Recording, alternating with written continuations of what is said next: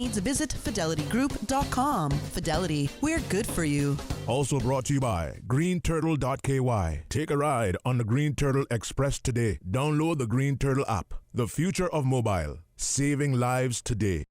In answer to his question about the subjects, there are more questions than answers. Radio Commands, talk today. oh, what a compliment. For that, I thank you. What is happening now? There are homeless and hungry. Now it's time for us to stand up to God or we fall to nothing. It's time now for Radio Cayman's Talk Today. If you're ready to talk, we're willing to listen. Cayman Islands' foremost listeners participation program. Radio Cayman's Talk Today. Listening to the general public, what the public is saying.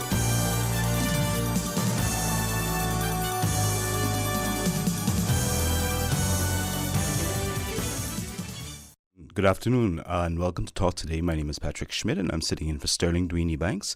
Welcome to my fellow Caymanians and residents of the Cayman Islands on Grand Cayman, Cayman Brac and Little Cayman. We have a very interesting program in store for you today, and we'll be starting out with a discussion on parenting tips with the Family Resource Center and moving on to some other very interesting discussions. So I do hope that you stay tuned until we go to the live press briefing at 2 p.m. this afternoon.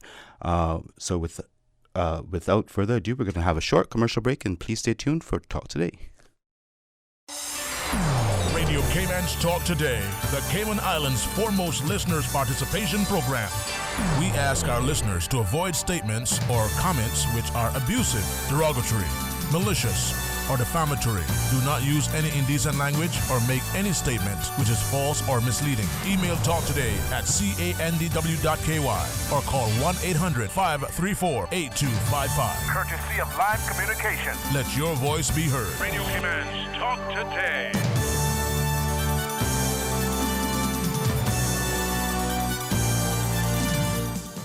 Good afternoon and welcome back to Talk Today. Again, my name is Patrick Schmid and I'm sitting in for Sterling Dweeny Banks. It's my pleasure to be here with you. Just by way of reminder, for those of you who might have questions for our guest today, the numbers to call are 949-8037 or toll free courtesy of Flow, 1-800-534-8255.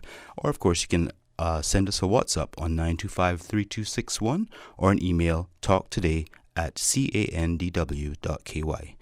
So without further ado, I'd like to welcome, I believe we have one of our guests already on the line, representing the Family Resource Center. Good afternoon. Good afternoon. This is Meher Lamba from the Family Resource Center. How are you? I'm good, Ms. Lamba, and yourself? I'm good. Thank you so much for having me on the show today and having the Family Resource Center here. It's a pleasure. This is the first of what is going to be hopefully a monthly segment that we're going to do about rethink parenting, and it just so happens to be, while there's lots of other things going on in the world, but I think our topic today is still very relevant and hopefully will be helpful to parents. And I think ongoing we have it set up to be on the first Monday of every month during this time, the last Monday of every month during this time. So hopefully that'll be a good resource for parents moving forward as well. Excellent. So that's something that all parents can look forward to then, hearing from you the first Monday of every month. Is that correct? The last Monday of every month. Last Monday of every Sorry month. about that. I knew I had it upside down. I did it on purpose, actually. I did. I believe some of your colleagues are joining us as well. Is that correct? Yes, we will have one more person joining us as well. Okay, excellent. Presumably, with respect to parenting, the advice that you can give is even more sort of complicated now by virtue of our present issue, the COVID-19 pandemic. But I will let you go ahead and introduce the topic from the angle that you wish to approach it, and then we can certainly take it from there.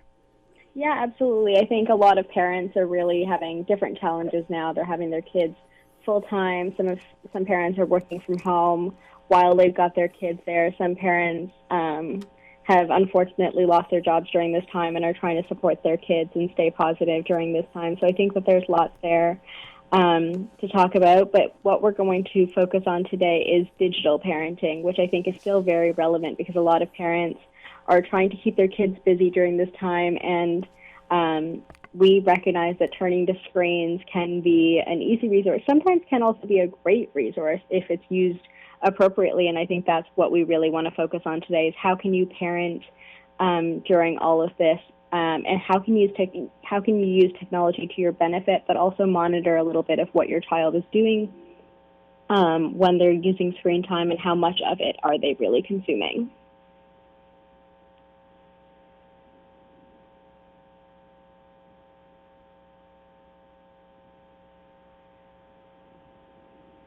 Hello? Yeah. Oh, sorry. I'm not sure whether I lost you for a second, but I was saying it sounds extremely interesting, and it's not a topic that I know a whole lot about. So I'm all ears actually, and I'm sure there are a number of people in the audience who are as well. Absolutely. So we want to start by saying that we are also, if you're following along on our Facebook page as well, the Family Resource Center this week has actually been doing a social media campaign on how to monitor and maintain healthy screen time, specifically during the national measures for COVID-19. So we know there's a lot going on, and we really want to support families during this time. And one of the things that a lot of our families are talking about is what are they doing on the computer? What are families doing? And, if my child needs to use a lot of the screen time, what can they be doing on that as well? So there are resources coming to you every day on our Facebook page, and you can just search Family Resource Center on Facebook to have access to that information. But I'll start by saying, like with any other parenting, it really is important to model healthy behavior and to your children. So if your child sees what you're doing, they are more likely to adopt that behavior themselves. So when it comes to technologies, that means maybe don't pick up your phone every time you've got a spare minute. When you're not working, maybe don't spend all of your time watching Netflix. Try and choose some other activities that your children can engage in, because the activities that you demonstrate to them are the activities that they are bound to take into themselves and really adopt. And there's increasingly more sort of interactive apps that are available now, aren't there? So that, especially in light of the COVID-19 restrictions that are in place in various countries now, with students or children staying home from school and so on, that the parents can work together with their kids on these various apps. Absolutely, and so I know a lot of schools now are doing things on the computer. They're doing Zoom classes and things as well, so that's a great way that we can really use technology to our benefit during this time. There's also lots of international resources coming out. I know some museums, for example, are doing online exhibits to showcase their what they have during this time. There's a lot of things for kids. So tomorrow on our Facebook page, we'll actually also have a list of resources that are available for right now that kids can utilize that are also educational resources. So if your children do have to be on the computer, if there is no alternative, maybe because you're working or anything like that, you can also ask yourself if what your child is doing on the computer, is it engaging for them? Is it educating them? Is it enriching them in some way? Because there is a lot out there that they can be doing, and to really use it as a tool.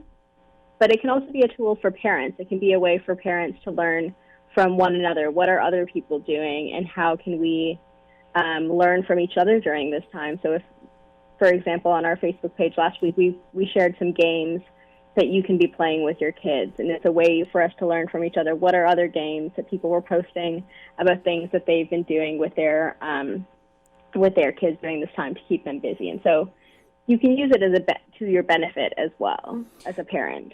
So would it be fair to say that, Ms. Lamba, that one of the first things that when the child or the kid is presented with the option of using the internet from the very outset, you as a parent would go about setting any parental guidelines, both verbally as well as in the actual equipment itself and or software, as the case may be?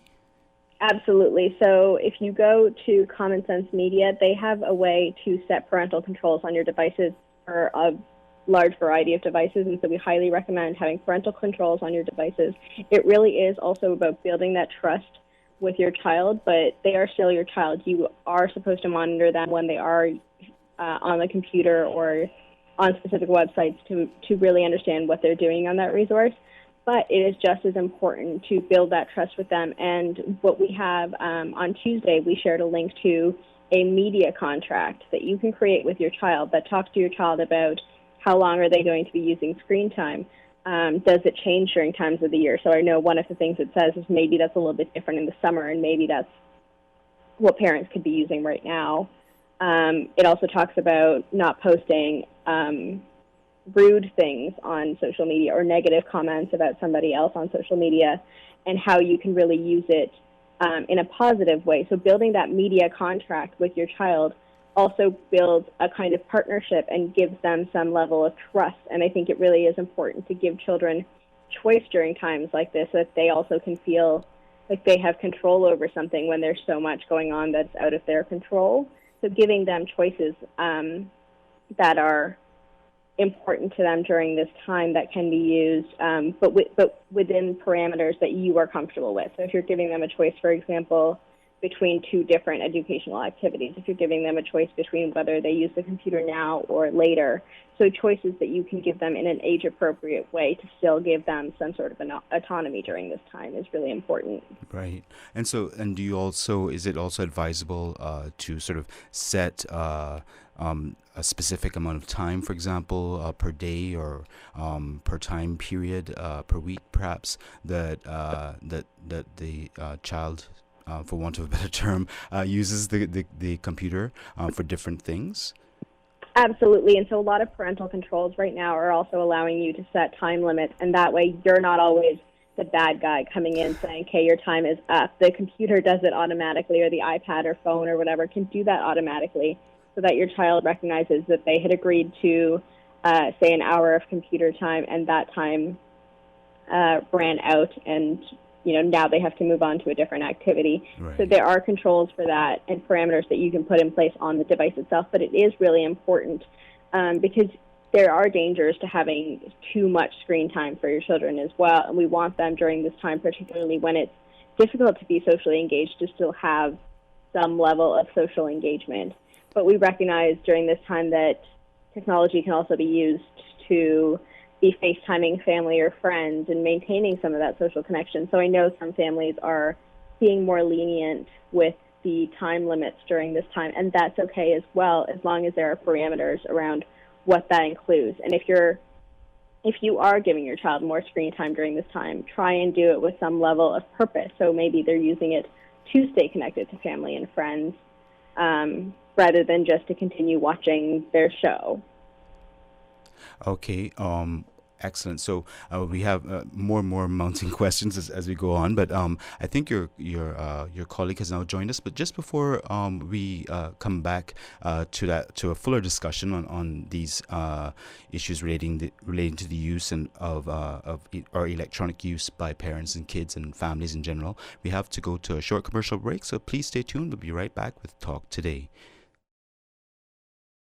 Social distancing is crucial for our community to get back to normal. And never before has communication been so crucial. Keeping in touch with family, friends, and up to date requires you to stay in touch. Green Turtle offers the solution for both. Download the Green Turtle app now. Top up yours or a loved one's phone with any mobile carrier in any destination in Cayman. Phones delivered to your home, and with the new rewards program, you can even redeem points towards a new phone and other products. Download the Green Turtle app today. Green Turtle is not only the future of mobile, but today it can help save a life. Hashtag Stay Home Cayman. Take a ride on the Green Turtle Express today. Download the Green Turtle app. The future of mobile, saving lives today. Bring a little bit of luck to your house with Lucky Slice from America. Burgers, steak, and the all-day American breakfast. From Europe, fish and chips, pizza and crepes. And from Asia, sushi. Breakfast, lunch, or dinner, 7 days a week, delivery or pickup, 10 a.m. to 10 p.m. In these difficult times, we can all use a little bit of luck. Keep calm and stay lucky. Minimize contact. Make your credit card payment by phone. Pay only for food. No delivery fee, no service charge. Certain restrictions apply. Call Lucky Slice Pizza to place your delivery order now. 949-3456. Order from K-Man Creperie, Mojo Sushi, and Lucky Slice Pizza. Call 949-3456. Your Radio Cayman 6 p.m. news, Monday through Friday, is brought to you by Logic. Your life connected. Listen to the general public. Your thoughts are just a telephone call away. 1-800-534-8255. What the public is saying. Let your voice be heard. And now, Radio Cayman's Talk Today.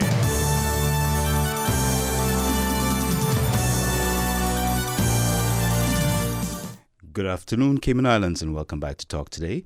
I am having the pleasure of speaking with two ladies from the Family Resource Center, and I'd like to welcome into the conversation, I believe it's Miss Miles Ruby, is that correct? Miss Ruby, you're on the line? I am. Can you hear me? Yes, indeed, we can, very clearly. I do apologize for the tardiness. The technology issue of using the Opal app was not working, and so I've just decided to call in so that I can join. Okay. I'm sorry about that, but we're certainly glad to have you here and joining the conversation. And I believe we still have Ms. Lamba on the line? Yep, I'm still here. Excellent. Thank you for having us. So when we broke for the commercial break, we were of course talking about things like the contract that one enters into, or parents enter into with their kids, and there's therefore a mutual understanding of the limitations around the use of technology, and how it is particularly crucial in these times when we are effectively forced by virtue of the restrictions and the protocols and so on to actually make far greater use of technology insofar as it is available. And so I'd just like to ask a question to get us back into that topic, which is the advice that the Family Resource Center provides in relation to the use of technology for good parenting skills relates to all age groups. Is that correct? Absolutely, yes. Okay. And, as a parent, you're going to know your child best, and you hopefully already have some limitations or expectations set up, but especially during this time, it's important to make those expectations clear and concise, and to have a discussion, maybe at a family meeting, and to discuss, any concerns, any problems around technology use. I think one of the issues one of my parents shared with me is that they having to go onto the computer, the laptop or the iPad to do their schoolwork, but as soon as the parent walks away, they go to a game or something like that. And so they're like, how do I manage that? I can't sit beside them the whole time because I have to work remotely from home as well. And so it is a real challenge. And so there are some parental controls that parents can use to control that, as far as either within the phone itself, or there are some apps, like my favorite is the Screen Time app, where the parent can control all the devices within the home from their own smartphone, whether it's a TV, an iPad, a cell phone, and they can pause a game, put time limits on it. It's just a wonderful app so that you don't have those arguments. Right. Right. And in fact, sorry, if I could just ask also, obviously we've been told by the Ministry of Education about the amount of effort that is being made to ensure that students are able to continue their as insofar as possible, their studies from home.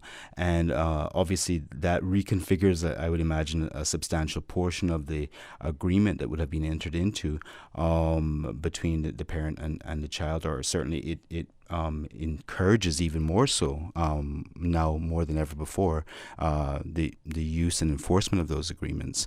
So would you say that's a fair comment? Or I think it is, and there's a really good parenting tool that we teach our parents called When Then. So when you finish your math schoolwork, then you can play your game on whether it be Fortnite or Minecraft or something, whatever it is they want to play on their tablet or other device. So that's a really good tool to use as well. I think, too, as we've said before, technology use now is more important than ever, but it is still a privilege to play the games and to look at YouTube tutorials and things like that they find interesting and fun to do. But it's not a right. That part of it is a privilege, and that privilege can be taken away if it's abused. Right. And so that needs to be clear. It can't just be taken away suddenly. There needs to be a discussion and a collaboration with the child and help them be part of the solving of the problem, so that they have that buy-in. So if you have a family meeting, you discuss the expectations and the rules around technology and the positive consequences of using it properly and the negative consequences of not using it properly, then there are no surprises, and the kids tend to have more buy-in because they were part of that kind of conversation. So it's something you're doing with the children, not to the children. Sure. And particularly right now, our children need that structure and that routine to feel safe and to know what's expected, because at school it was very structured, and now that it's at home, it may look a little different, and we do need to have some flexibility and some understanding and compassion and patience during this difficult time. But at the same time, there needs, if you give the child some choices too, well, would you like to do your math homework first or your English homework first, that they have to do on the tablet or the laptop, that gives them a little more sense of power and choice, and with that choice you gain a little bit of control because you've given some of that control to them. Does that make sense? Absolutely. I was just wondering, in terms of actual physical setup of the various access points to the internet, do you actually, or is it recommended that you limit where a child can access from? That is to say, not have them set up in their room, for example, to do schoolwork? Oh, absolutely. We really discourage any screen in the bedroom. It's just not recommended by any of the studies and all the people who all the research that we've seen in the books. It's very discouraged because it can interfere with sleep.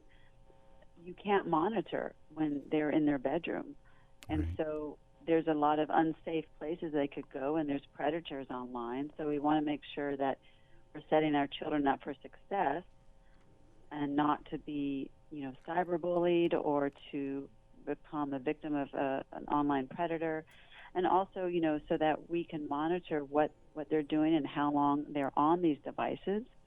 And we believe it's important to have technology-free zones, right? And that could be the bedroom, that could be the dining room table, where there's no smartphones or laptops or any electronics at all, and that way that's reserved for that one-on-one time with meals, during meals, and you can have that family conversation without all the interruptions, right? Absolutely. And that also includes the parent. They have to model good, healthy, electronic use, because kids are watching us and learning from us, so we need to model what we want them to do. Yes. So if we're on our phones looking at our email 30 times within the last 15 minutes, what is that modeling? And so as parents, we need to also honor those tech-free zones and tech-free times as well. And yes. So and be the example we want to set for our children.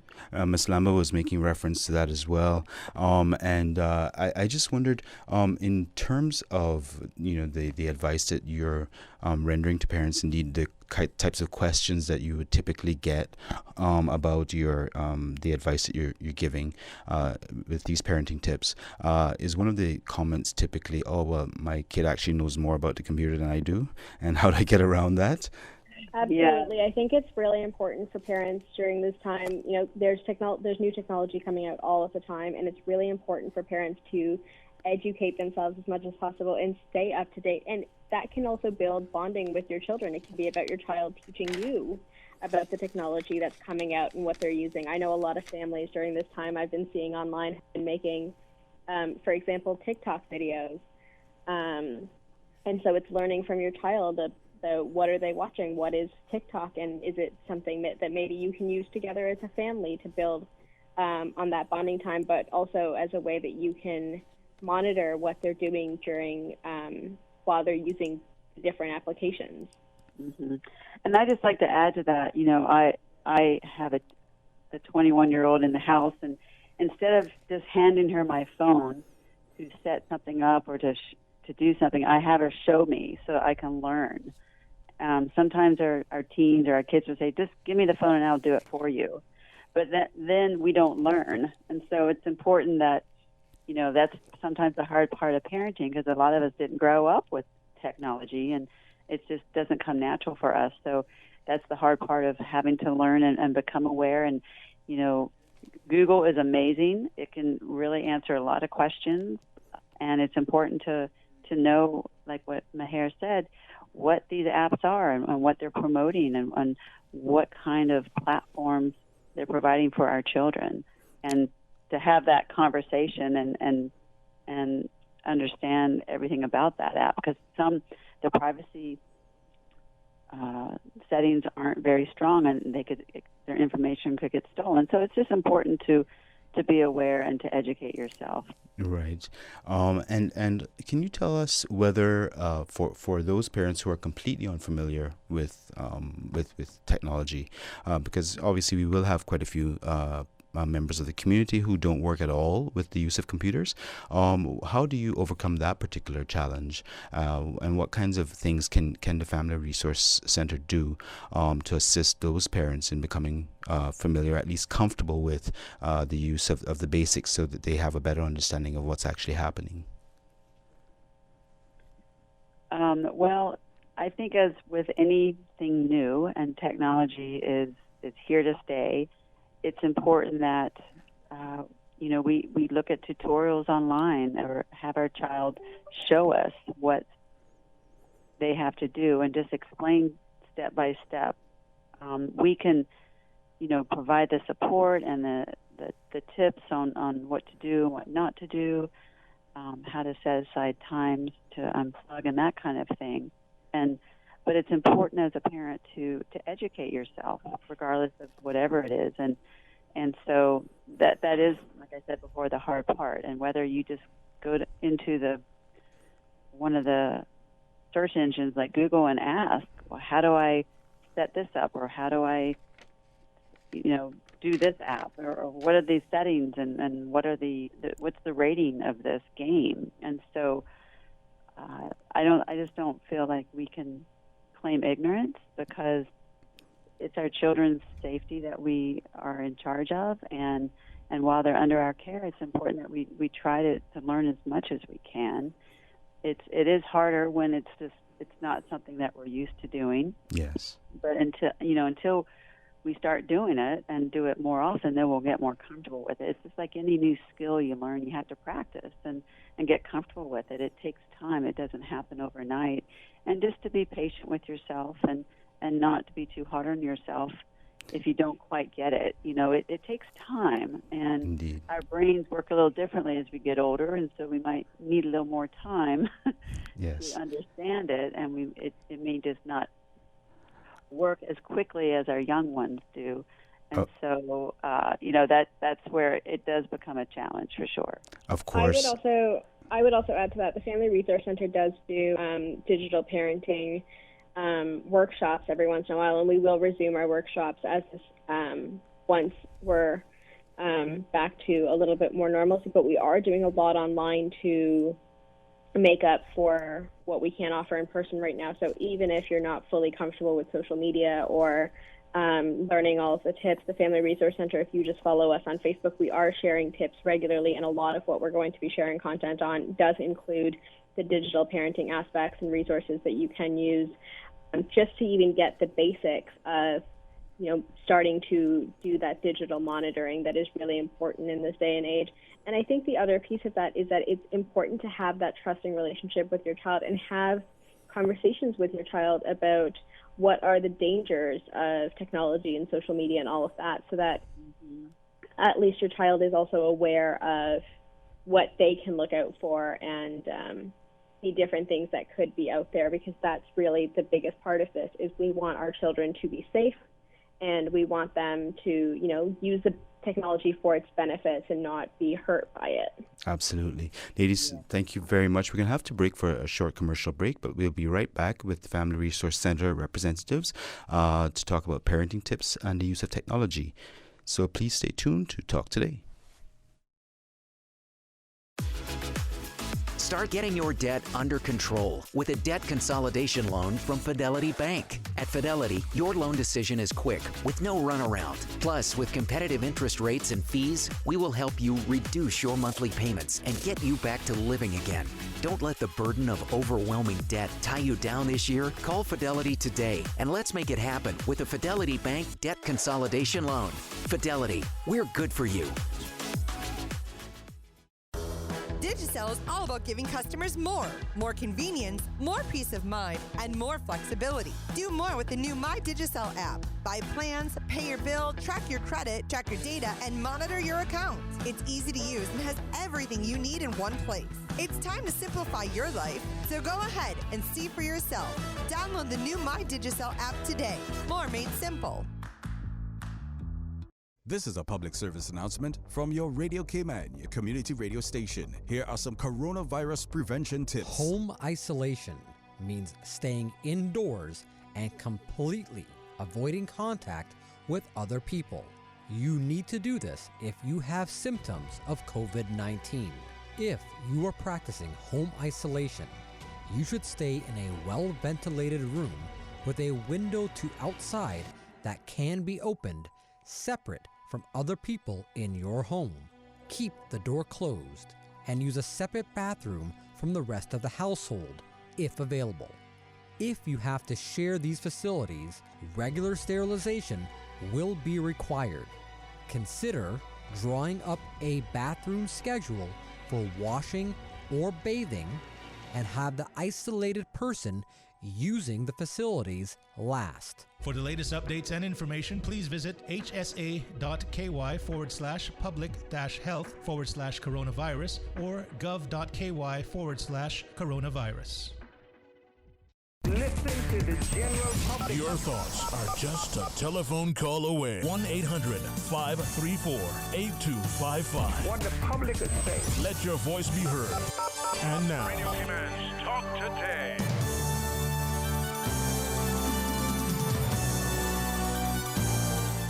Good afternoon and welcome back to Talk Today. It's my pleasure to be speaking with Ms. Mir Lamba and Ms. Miles Ruby from the Family Resource Center. And we are talking about parenting tips specifically in relation, and very appropriately so, to the use of technology in the home and the various things that can be done by families in order to ensure that it's most appropriately used with the least amount of headaches, hopefully. So when we broke, we were discussing, of course, the importance of setting and agreeing basically the rules between the parent and the child, so that there's always one can always refer to if there's any debate about whether or not there should be increased usage or change in those rules. One can always refer to that sort of parent-child contract, if you will, and the importance of modeling as well. And we also had touched on the fact that during sort of normal circumstances, so to speak, you're able to provide workshops there at the Family Resource Center for persons who perhaps are less familiar with the use of computers and want to gain that familiarity so that they can therefore gain a better understanding. And indeed, necessity is the mother of invention, as they say. And with the current circumstances, I guess the parents are sort of forced somewhat to familiarize themselves more so with technology more than ever before. Mm-hmm. Yes, I'd like to expound a little bit on what Maher said about, really becoming a digital mentor. Sitting beside your child and watching what they're doing and asking questions and make it a learning opportunity for yourself as well. And then it's also something that you and your child can discuss and maybe even do together, play games together. But I like to use the example of if, in our regular neighborhood with our children, we just don't open the front door and go, okay, go have fun. You know, we give them rules, expectations. Don't go down this road. Don't go past this tree. You know, don't go in this person's yard, or don't do this, you know, when you're out in the community. And so it's really no different in the virtual world. We need to set those same rules and expectations in the digital world with our children, so that they do stay safe, but can still reap the benefits of all that technology and all that information that's right there at their fingertips. But we need to kind of guide them and be that mentor and sit beside them.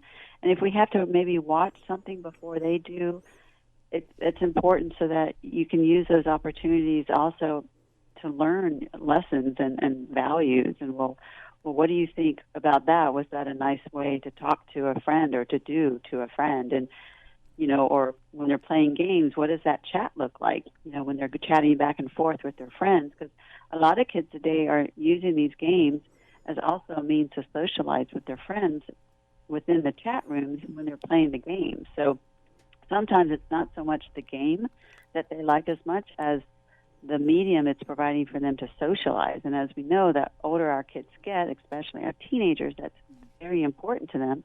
And it's important for their development to establish those healthy social relationships. And while we're so isolated and not able to have that physical contact with our friends and family, it's even more important that we monitor what's being said in these chat rooms. And is it healthy? Is it productive? Does it align with our family values? And so just sometimes taking that time and just sitting beside your child and seeing what they're doing and learning from them and learning about that virtual world as too, and providing those guidelines just like we would in our regular neighborhood. Right. And I guess there's an additional challenge really because of the fact that, well, as you already mentioned, it's a much bigger neighborhood in this instance. It's the whole internet. And but then at the same time, there's sort of a surreal aspect of it insofar as it's not the same thing as, you know, interacting in person with others. And so those chat lines become a little bit sort of separated from the individual. And so it is a challenge. I would expect it's more challenging for the socialization of a child through social media, for example. And something that the parent should obviously be bearing in mind when they consider, I would think, the balance between online time and off time, so to speak. Mm-hmm. Yes, they can also encourage, instead of texting or, you know, WhatsApping, is to actually do some FaceTime. Right. So that they, you know, so we still learn those social cues and facial expressions, and can, because so often a lot is lost in text, as we know, and emails. And so that's something else that's being encouraged during this time is not just to do WhatsApp or email, but to also do some FaceTime, do a WhatsApp video call. You know, so we have that face-to-face time. It's not the same, but it still beats the alternative of not having any at all. So it's somewhat of a compromise during this time. Yes. And they can do that with their family members. You know, I have a daughter on island that I haven't seen in weeks because you know, she's an adult and she has her own home, and even though she's my daughter, I can't go see her, right? And so, but we can FaceTime, we can call each other and actually talk on the phone. So, you know, we can actually take advantage of the technology to help us in these times of anxiety and isolation, so that we don't feel so alone and we don't miss these connections. So there's a lot of good that can come from this technology, and not just bad. And I don't want parents to think that, you know, technology is bad. I think too much of anything is not good. It's all about a good balance and, you know, moderation, and setting some boundaries, having some structure for our kids, and having some choices, you know, within that structure, so that they feel that they have some voice to a degree, you know, based, of course, if it has to do with safety, that's where we can draw the line. But you know, learning these parental controls, having these discussions with their kids, having these contracts, just having a conversation, and bringing in your children to be problem solvers with you, a partner in these problems that we're having, so that we're all on the same page, and just educating ourselves and becoming familiar and comfortable with technology, because it really is here to stay. And like Maher said, there's something new coming out every day. Absolutely, and it never stops. I just wanted to quickly let you know that in about 2 minutes we have to go to the news. But I'd like to thank you both for being on here with us today. We look forward to subsequent discussions, of course. And I'll ask a quick question, and then I'll hand it over to you for you to make any closing points that you wish to leave with the listening audience. But can I just ask, is there a number there at the Family Resource Center that people can call during this time in particular for any assistance that they might need with respect to the technology? Absolutely. So I just wanted to share the Family Resource Center is still delivering our programs. We are doing them by phone or by Zoom. You can contact us at 949-0006. That's 949-0006. We're doing parenting, we're doing case management, we're doing a lot online. If you follow us on social media or go on our website, we're going to be doing webinars as well, and we will have a webinar on digital parenting in the coming weeks. So if you follow us on social media, you will see those as well. I also want to say that our Legal Defenders phone line is still open, and that's on Tuesdays from 5:30 to 6:30. That number is 945-8869. That's 945-8869 on Tuesdays from 5:30 to 6:30. So anyone in the community who wants to talk about parenting, we are taking in new clients. You can contact us at 949-0006. And I just want to thank you so much for having us on today. It's been a pleasure. Thank you so much. And if you can't call us, you can also email us at frc@gov.ky. And we really appreciate the time that you gave to help share some of our tips with our parents today. Thank you so much for taking time out. We look forward to speaking with you again in the near future. And we're going to go now to the news and some short commercials, and then we will be speaking with the Minister for Community Affairs. Stay tuned for Talk Today. Satisfaction is guaranteed 24 hours a day, whether it's music or information. From Grand Cayman to Cayman Brac to Little Cayman, we've got you covered. You ever hear a thing like that? Radio Cayman in the Cayman Islands. Today's biggest news. Radio Cayman. It's only 2 species that we have here on the island. Generations present. Your voice, your choice. For today's biggest news. Access. Local, regional, international, this is headlines from Radio Cayman's newsroom team. Today's biggest news. With COVID-19 becoming a global pandemic, extreme measures have been taken to slow its spread. Premier the Honourable Alden McLaughlin reminds the public this means all public gatherings are cancelled, even our traditional ones. He said, believe it or not, with respect to traditional Caymanian, practices of getting together, camping and hanging out, those are all officially cancelled. The Premier said Cayman will obviously continue to celebrate and respect Easter for the religious holiday that it is and for its significance to us who are Christians. But he said even that we will have to do in a social, distant way. Everyone is strongly encouraged to remain in their homes. Good afternoon, I'm Dion Anglin with your headlines in news elsewhere. Spain has passed another grim coronavirus milestone after the number of deaths exceeded 10,000. The country, the second worst hit in terms of fatalities, has also lost nearly 900,000 jobs. The U.S. too has registered 6.6 million new jobless benefit claims, a record. The unemployment figures are another sign of the dire impact the pandemic is having on businesses in many countries. And Shenzhen has become the first Chinese city to ban the sale and consumption of dog and cat meat. It comes after the coronavirus outbreak was linked to wildlife meat, prompting Chinese authorities to ban the trade and consumption of wild animals. Shenzhen went a step further, extending the ban to dogs and cats. The new law will come into force on May 1st. That's a wrap of your headlines. I'm Dion Anglin. Stay in touch with Radio Cayman for the latest in news and information. Follow Radio Cayman on social media, Facebook, Instagram, Twitter. Download the Radio Cayman app or log on to our website, www.radiocayman.gov.ky. Radio Cayman, your voice, your choice, your radio.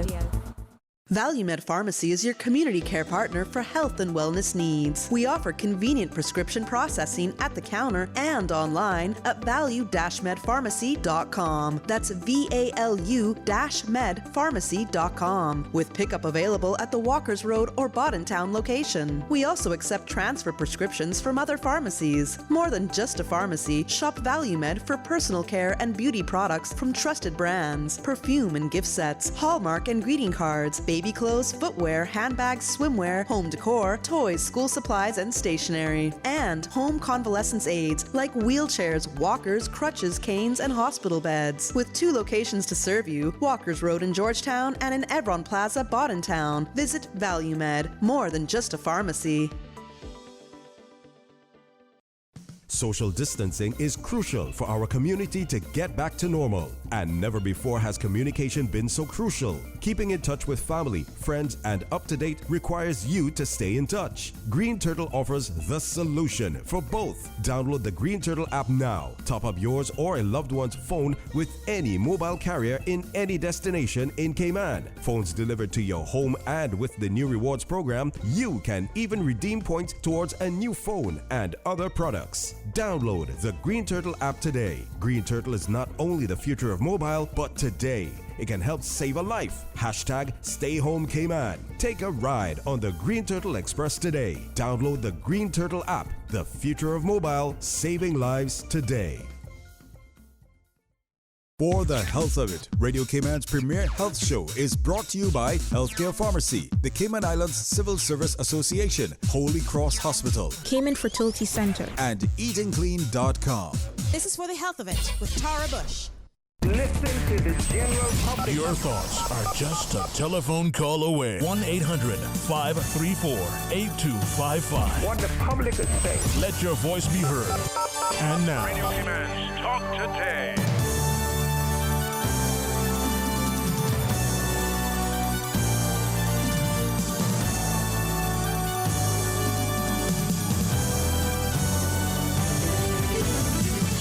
Good afternoon and welcome back to Talk Today. This is Patrick Schmid standing in for Sterling Dwayne Banks, and thank you for tuning in. Grand Cayman, Cayman Bragg, Little Cayman. It is the 2nd of April already, 2020, and I have the pleasure of the presence of Councillor Austin Harris here with me. Good afternoon, Mr. Harris. Good afternoon to you, Patrick. Thanks for having me in studios with you. Pleasure. He is, of course, Councillor for the Ministry of Community Affairs. Yes, and we also have on the line Ms. Teresa Echeniki, the Chief Officer for the Ministry. Good afternoon, Ms. Echeniki. Good afternoon, Patrick, and a pleasant good afternoon to Councillor Harris and your listening audience. Thank you so much for being here with us and adhering to the rules of physical separation, social distancing, and so on. And we're glad that we could nevertheless accommodate your presence at this important time. And I understand that we will shortly be joined by a third person, but we'll introduce them if and when they're able to connect. So without further ado, and noting that, of course, in 55 minutes approximately, we will be joining the usual 2 o'clock government press briefing. I'll just move right into your purpose of being here, and whichever one of you would like to address that first, please, by all means. All right. Thank you so very much, Patrick. Again, a pleasure to be with you. Special good afternoon to those tuning in via Radio Cayman, either on your radio dial or online. Likewise, grateful to have with me our Chief Officer, Ms. Teresa Echeniki, and we will also be joined by Mr. Gary Wong, the Deputy Director of CBC, Customs and Border Control, later on in the program. Before we talk specifically about what our purpose is, and our purpose is to highlight in the broader sense the number of aid programs that are presently being offered by the government of the Cayman Islands to both Caymanians and residents alike. But before I get to that, and to your point of 55 minutes from now, we'll get another press briefing, I want to continue to echo the sentiments of the government to the people of the Cayman Islands, and that those sentiments are stay home, Cayman. We want to remind you, as I've said on this program, I think I coined the phrase quite simply, hold your corner. Right. Look after yourself, look after your family, trusting that your government is working diligently to look after you. Yesterday and the days that preceded, I think the Premier has stated quite clearly what the government of the Cayman Islands' priority is in this current climate, and that is life over money, the perseverance of that life, and the care and welfare of our citizens.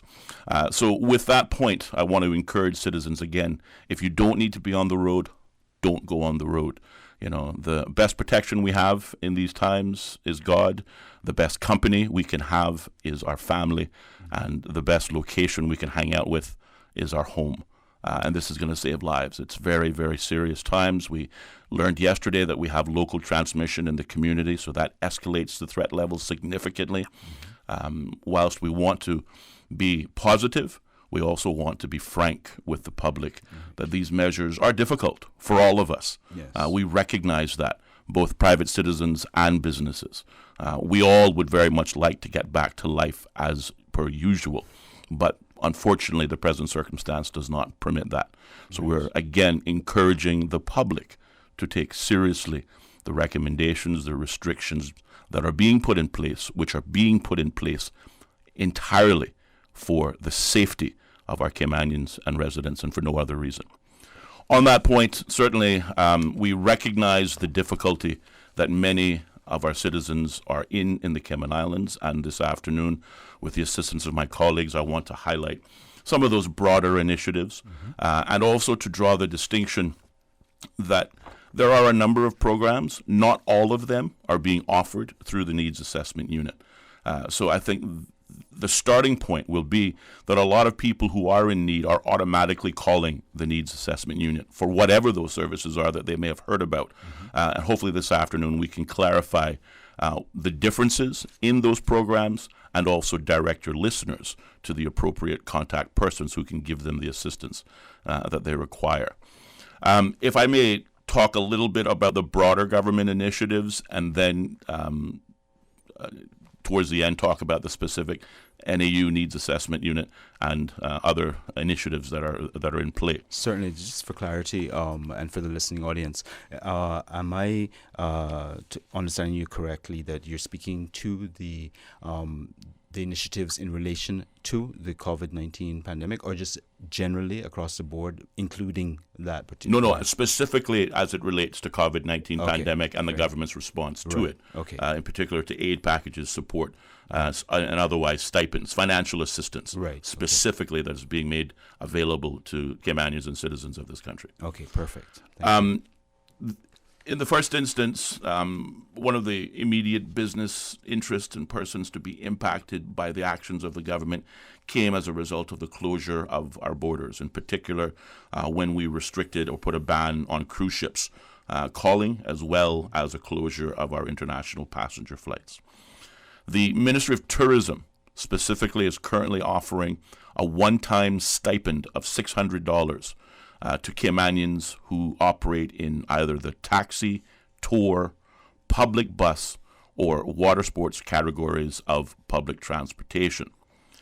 Caymanians that operate in the water sports industry or are themselves North Sound boat charter operators are eligible for this stipend, as are the tourism ambassadors at the Owen Roberts International Airport. Persons have until tomorrow, the 3rd of April, to apply for the $600 one-time stipend being made payable to Cayman tourism ambassadors in the taxi and water sports and tour bus space. Those persons will be asked to complete a form. The best contact person are 2 email addresses. Persons may contact stran.bodden@gov.ky. That's stran, stran.bodden, bodden, @gov.ky. Or ventisha.connolly, that is VENTISHA.Connolly, CONOLLY, @gov.ky. If they reach out to them via email, they will respond with a form, ask you to complete it, and then, of course, those persons are then applicable or eligible to receive a one-time $600 stipend. I want to say to those persons in that industry who have called in and asking where their payments have been, we anticipate around 700 or 800 applicants will qualify for this service. And as such, there will be 3 payment tranches made available, usually in tranches of about 200 per group. Right. The first tranche went out yesterday to about 200 people. The second tranche is expected to go out, or has gone out today. These are direct deposits and otherwise to persons' direct bank accounts, with the third and final tranche expected early next week. So all persons who have applied, all persons who have been deemed eligible, and any person who will apply prior to tomorrow to those 2 email addresses will receive their one-time $600 stipend in those timelines. Okay, and the one-time $600 stipend is not also broken down. It's just a one-off $600. One-off $600. Okay. Use it whether it be for groceries or whatever you need it. Right. But that's in recognition that these persons in tourism, both cruise and stayover, were the most immediately impacted. Of course. And therefore we have offered this aid assessment for them. The other area, which of course members of the public have been hearing a lot of, are the present arrangements for non-Caymanians to depart the Cayman Islands.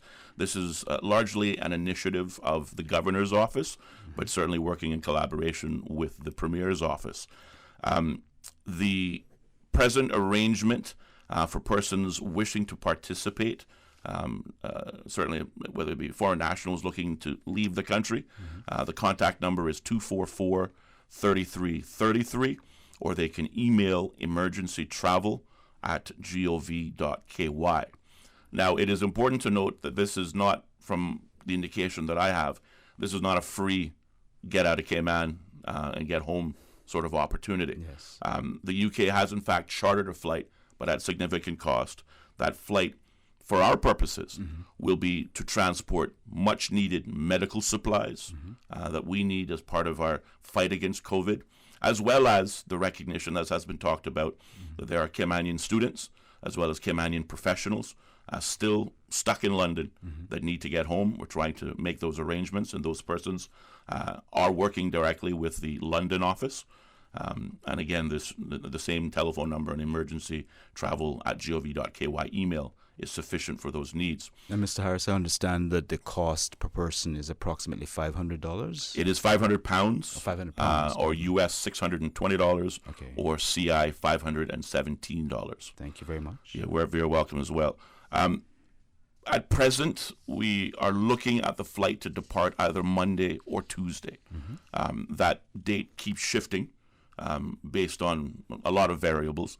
But again, those who would wish to leave the island, to go to the United Kingdom, to London specifically, from there they're pretty much on their own, can in fact take advantage of this offering by dialing those help numbers.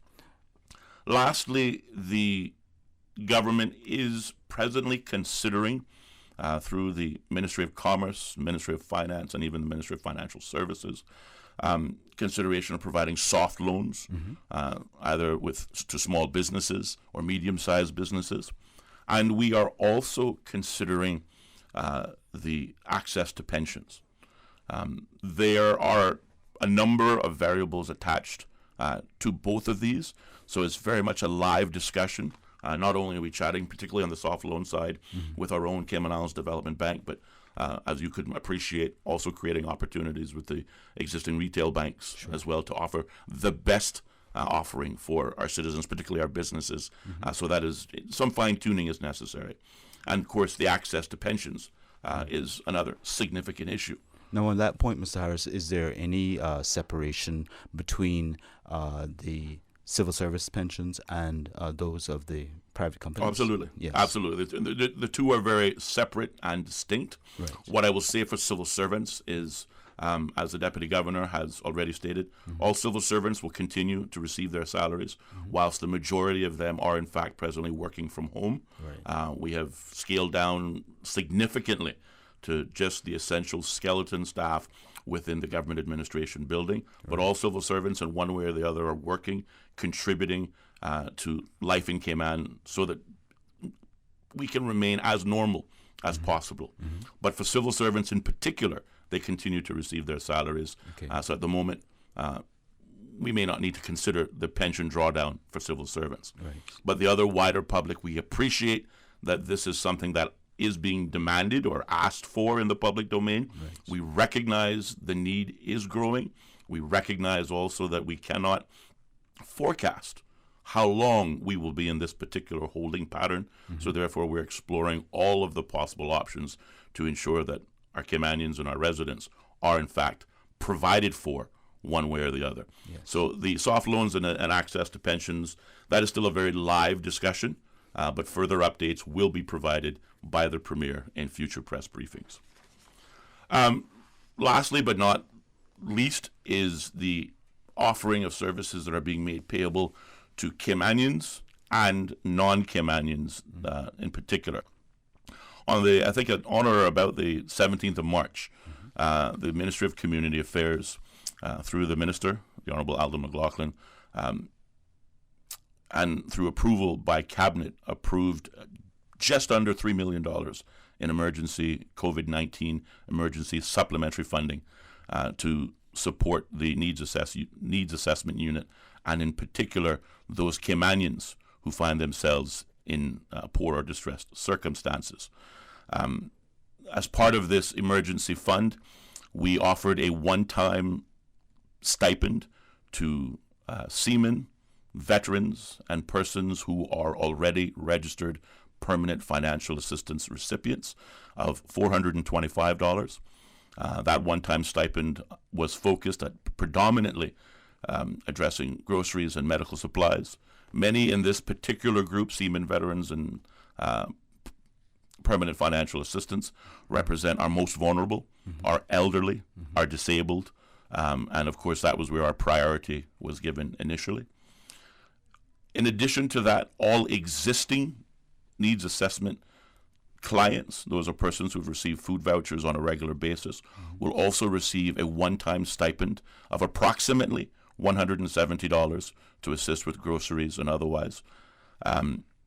Also, we provided supplementary services in the anticipation of an expanded growing need of NAU clients needing household allowances, things like food vouchers, things like rent, which unfortunately has not ceased for many renters, and that is a challenge for us. Yes. We continue to urge landlords to exercise a bit of humanity. We recognize, and certainly the government was successful at getting a mortgage holiday for everyone. That includes landlords who largely have mortgages on the properties that they rent. So they're having a holiday for 3 months. So we're asking landlords to recognize that your tenants, many of whom are not working, are not earning an income, therefore to please be as human as possible when it comes down to making these rent requirements. Some landlords have reduced the rent to half. Other landlords have gone so far as to give their tenants a similar rent holiday. I would encourage that very much. Yes.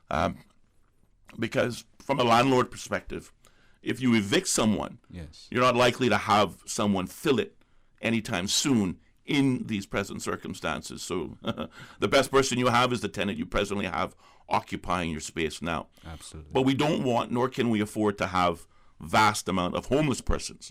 We don't have the resources to battle COVID and homelessness simultaneously. Yes. So again, I personally send out this plea on behalf of the Needs Assessment Unit and the Cayman Islands government that landlords please exercise broader humanity when dealing with your tenants. Likewise, assistance will be provided in utilities, which so far grateful to the utility companies for affording a utility holiday. But when those things change, the Needs Assessment Unit will be there to provide those assistance. Since the 17th of March, the Needs Assessment Unit are providing assistance to just over 1,600 Caymanian families. There have been 81 new Caymanian applications for services. Those are being considered.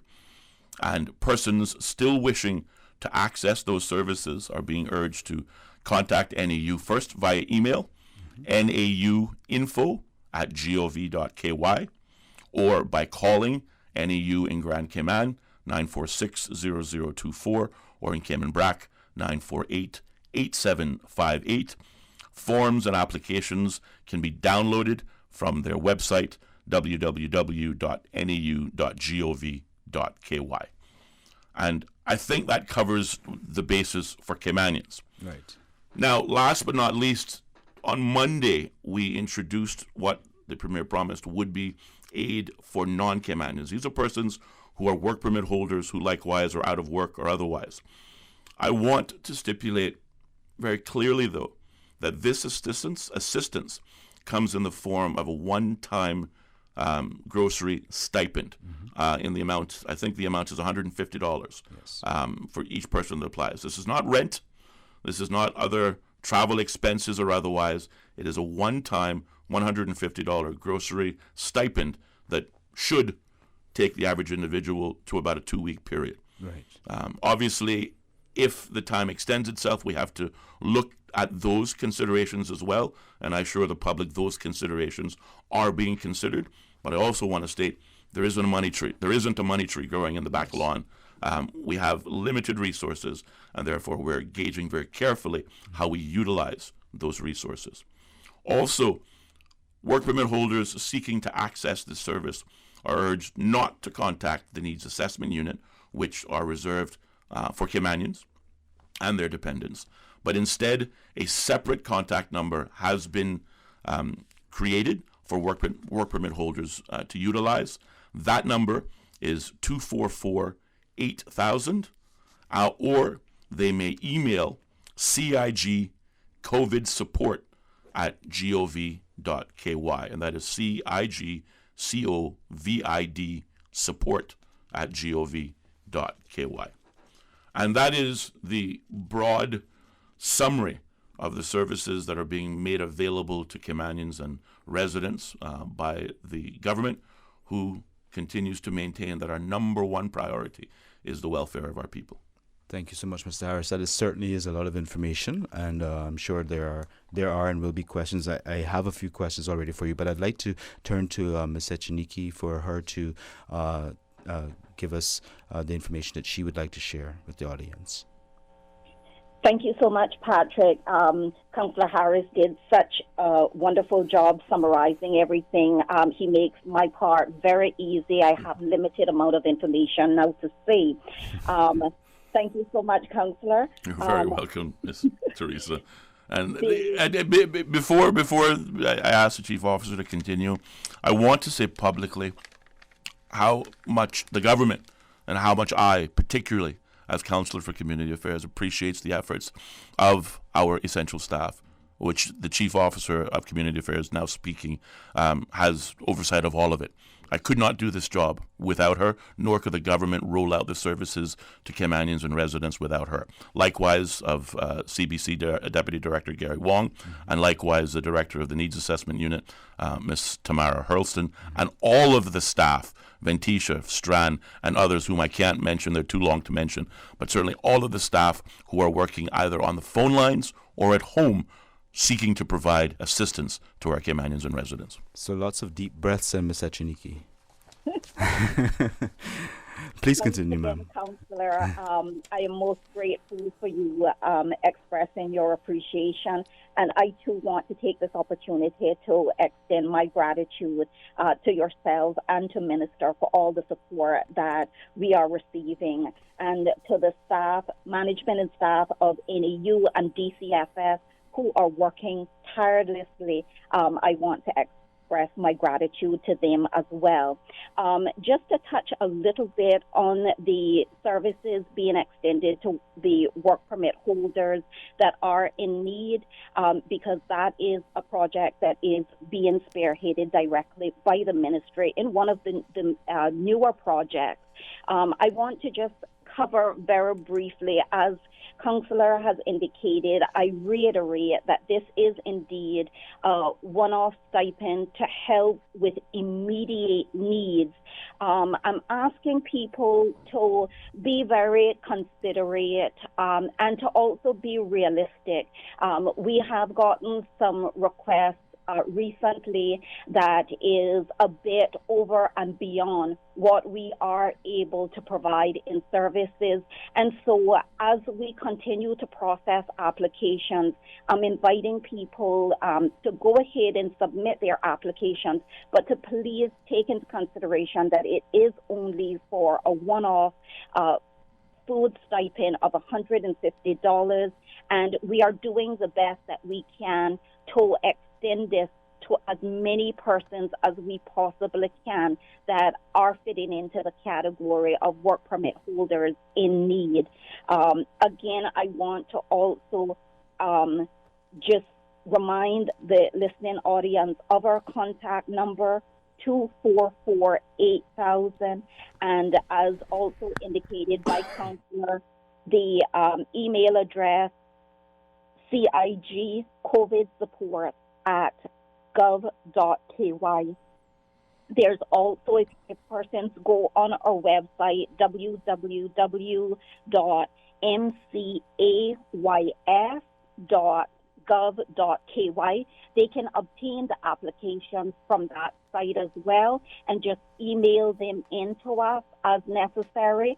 If they do not have the option to email the forms back to us, there's a drop box that is available outside of the Custom and Border Control Office on Elgin Avenue, and that is the former location of the immigration headquarters. I think most people are familiar with that location.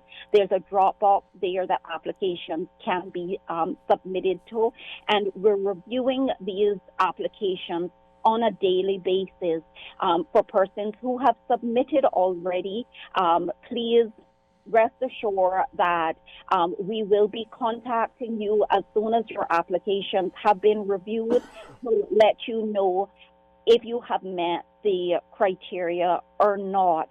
At this point, again, we are very busy reviewing the application. There is a vetting process, so not every application that comes in will automatically be approved.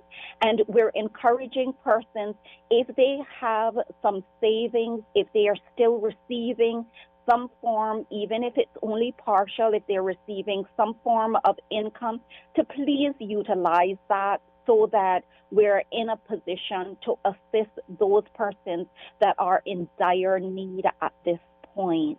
Sorry if I could just intervene with two quick questions of logistical of a logistical nature.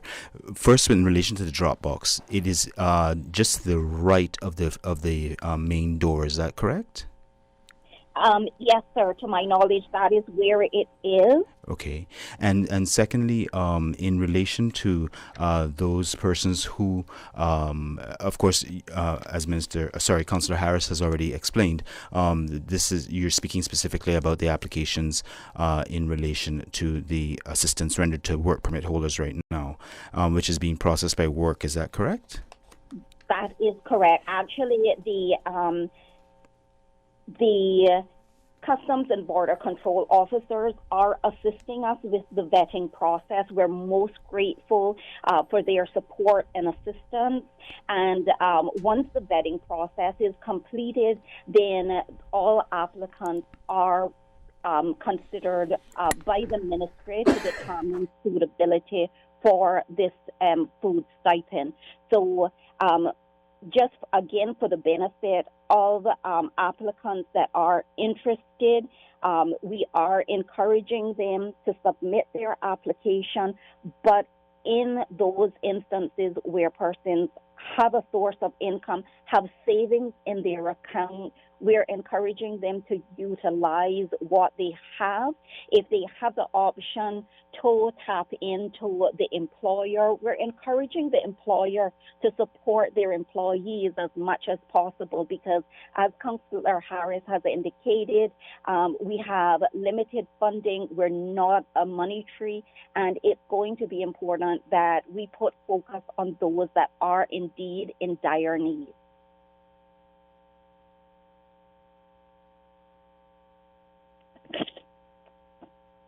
and Ms. Echeniki to discuss further the efforts being made by the Cayman Islands government to assist in the pandemic. Sorry, Patrick, you faded off there. Could you repeat that? I was just alerting the listening audience to the fact that we're now going to have to take a commercial break, but shortly we'll be back to you for further discussion of the assistance being rendered.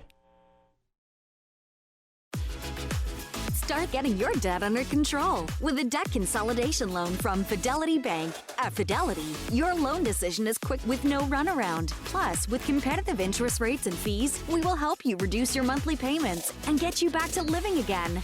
Don't let the burden of overwhelming debt tie you down this year. Call Fidelity today and let's make it happen with a Fidelity Bank debt consolidation loan. Fidelity, we're good for you. Water Authority Cayman's Grand Cayman office is closed until further notice and will only be providing emergency and essential services at this time. Customers in Grand Cayman who experience service interruption should call the authority's emergency hotline 946-4357. Customers in Cayman Brac who require trucked potable water can continue to make requests by calling 948-1403 between the hours of 8:30 a.m. and 2 p.m. Monday to Friday. Interaction with the authority's customer service team will be limited, but customers can still make queries via email at info@waterauthority.ky. However, there may be a delayed response time. If you need to pay a bill, you can do it online by visiting our website waterauthority.ky and clicking on the Pay My Bill button. You can also make a payment via your bank. For updates and important messages from the Water Authority, visit our website waterauthority.ky and our social media pages. Social distancing is crucial for our community to get back to normal, and never before has communication been so crucial. Keeping in touch with family, friends, and up to date requires you to stay in touch. Green Turtle offers the solution for both. Download the Green Turtle app now. Top up yours or a loved one's phone with any mobile carrier in any destination in Cayman. Phones delivered to your home, and with the new rewards program, you can even redeem points towards a new phone and other products. Download the Green Turtle app today. Green Turtle is not only the future of mobile, but today it can help save a life. Hashtag Stay Home Cayman. Take a ride on the Green Turtle Express today. Download the Green Turtle app. The future of mobile, saving lives today. The Mental Health Helpline is here for you. Are you having trouble coping emotionally? During times of crisis, you may find that your mood and feelings are affected. You may feel low, worried, or have problems sleeping. Do you know that it is okay not to be okay, and that caring professionals are here to help you? You can call 1-800-534-6463. Mind, Monday to Friday, 9 a.m. to 5 p.m. No credit? No problem. Stay on the line and your call will be transferred. Listen to the general public. Your thoughts are just a telephone call away. 1-800-534-8255. What the public is saying. Let your voice be heard. And now, Radio Cayman's Talk Today.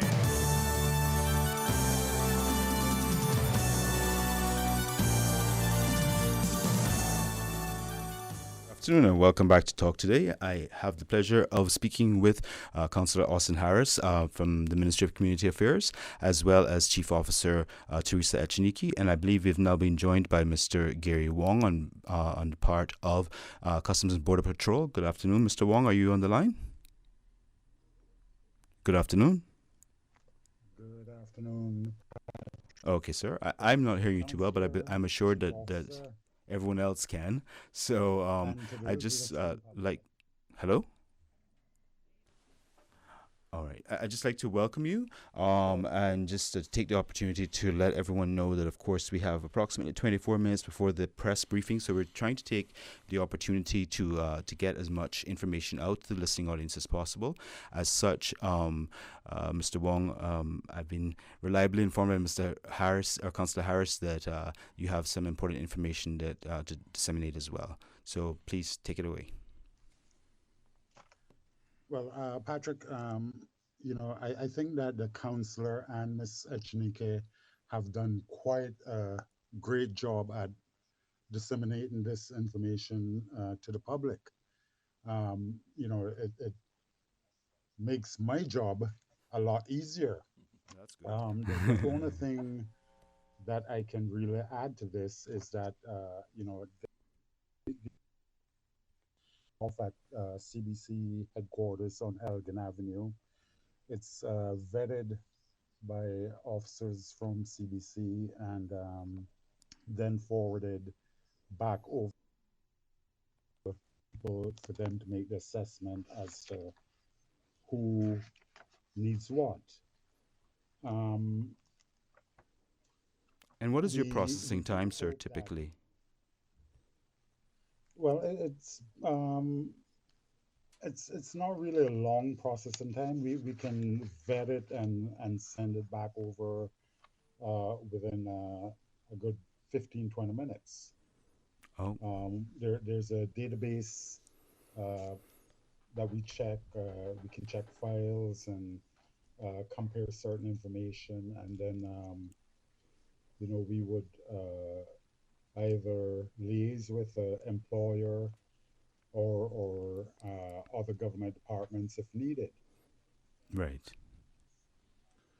I just want to first of all I want to thank Deputy Director Wong for being with us this afternoon, and certainly thanking him and all of his CBC colleagues for this important job that they're doing in our community during this difficult time. But I want to pick up on the point that the Chief Officer left off on. We were discussing the assistance for work permit holders in particular that started on Monday. The responsibility for work permit holders in this country still lies with their employer. And as such, the laws relating to employment, specifically the labor law and other legal obligations, are still in fact valid. They haven't gone away as a result of this COVID emergency. Yes. And I wonder if Mr. Wong could speak about those legal obligations of employers. Well, in continuing on from what you're saying, Councillor, we have checked with several employers since this morning, and we found where there are companies which are paying their employees, even though they're not working, they're going to be paying them for up to 2 months full salary. That could be extended, it depends on how long this goes on for, or, I'm sure it will be reevaluated at that time. We've also checked with other smaller companies, and they're paying their employees a minimal salary in order to assist them in getting by. I guess as we go on with the vetting, we will be able to better inform the government as to how this process is affecting the livelihood of many of our expatriate workers here. Excellent. I'm certainly grateful for that update from Mr. Wong, and certainly let me say a great big thank you to those employers who Mr. Wong described as being conscientious of their staff, those that continue to pay wages and to support their foreign staff in particular during this difficult time. I would just, again, as a matter of completeness, speak directly to those employers who are not doing as Mr. Wong identified in the cases that he has been involved in, that in particular for those staff that are let go for a period of greater than 30 days, there are some legal obligations that those employers should educate themselves on. In particular, it is Section 40 and 42 of the Labor Law 2011 revision, I believe it is, as it relates to severance. Yes. Severance applies for persons that are terminated either permanently or temporarily. And again, the law defines those periods as being less than or greater than 30 days, and the requirements that are, or the obligations, should I say, that are placed on those employers. So I want to state that just for completeness in this conversation. Such as 1 week per year worked and things like that. Yes, well, the severance pay is calculated your last 1 week's wage at your last basic pay for every completed 12-month period of employment. Right. And that applies to, again, those who are terminated outright, as well as those who are terminated temporarily or laid off temporarily for a period greater than 30 days. It wouldn't seem appropriate, though, Councillor Harris, correct me if I'm wrong, but for or justifiable that persons be terminated permanently on the basis of COVID-19 with us not having any sort of timeline that anybody can really go by, is that? I would, it's a difficult question. Yes. And it's a question that has to be answered individually by businesses, because not all businesses are created equal. You have a number of small and medium-sized businesses that understandably can't float staff for an extended period of time when they themselves are not open, when they themselves are not receiving any revenue. So we appreciate the challenge this places companies on. Of course. But again, the obligations are specifically for our work permit holders. We understand, again, we are faced with the challenge of a number of other countries and their borders being closed. So, we will, as the Premier stated unequivocally, take responsibility for all Caymanians and residents who are here with us today. Right. We will do so to the very best of our abilities, being cognizant that this threat may be with us for some time. However, in the event of those persons or work permits, again, the first responsibility is their employer. The second responsibility will be certainly once borders are opened and those employees who would like to go home, I think we should work towards, creating pathways and opportunities for that to happen. This morning, I received a call asking whether or not the government's in discussion with the government of Jamaica to return some Jamaicans who may want to go home. Again, I'm sure those discussions are live, but the reality is that it's a bit of a moot point, since the borders in Jamaica are still closed themselves. As well, yes. So until those existing restrictions loosen up a little bit, certainly the government of the Cayman Islands will do all that it can, but we cannot do it alone. Right. And that is why I continue to be grateful to the business community, the private sector community. We've been receiving support, a lot of support from the business community. I want to thank the Chamber of Commerce for their collaboration. They made some great recommendations, some reasonable, some unreasonable. They're not going to get all of their wishes, but certainly the government wants to continue to work with the business community because we need partners in this. We can't do it alone. Absolutely. But we have a priority to look after the welfare of our people. Of course. And Mr. Harris, we have on the line actually Mr. Will Panu from the Chamber of Commerce, who has a question or a clarification, I believe. Sure. So good afternoon, Mr. Panu. You're on Talk Today. Good afternoon. Good afternoon, Patrick. Good afternoon, sir. Councillor Harris. Good afternoon.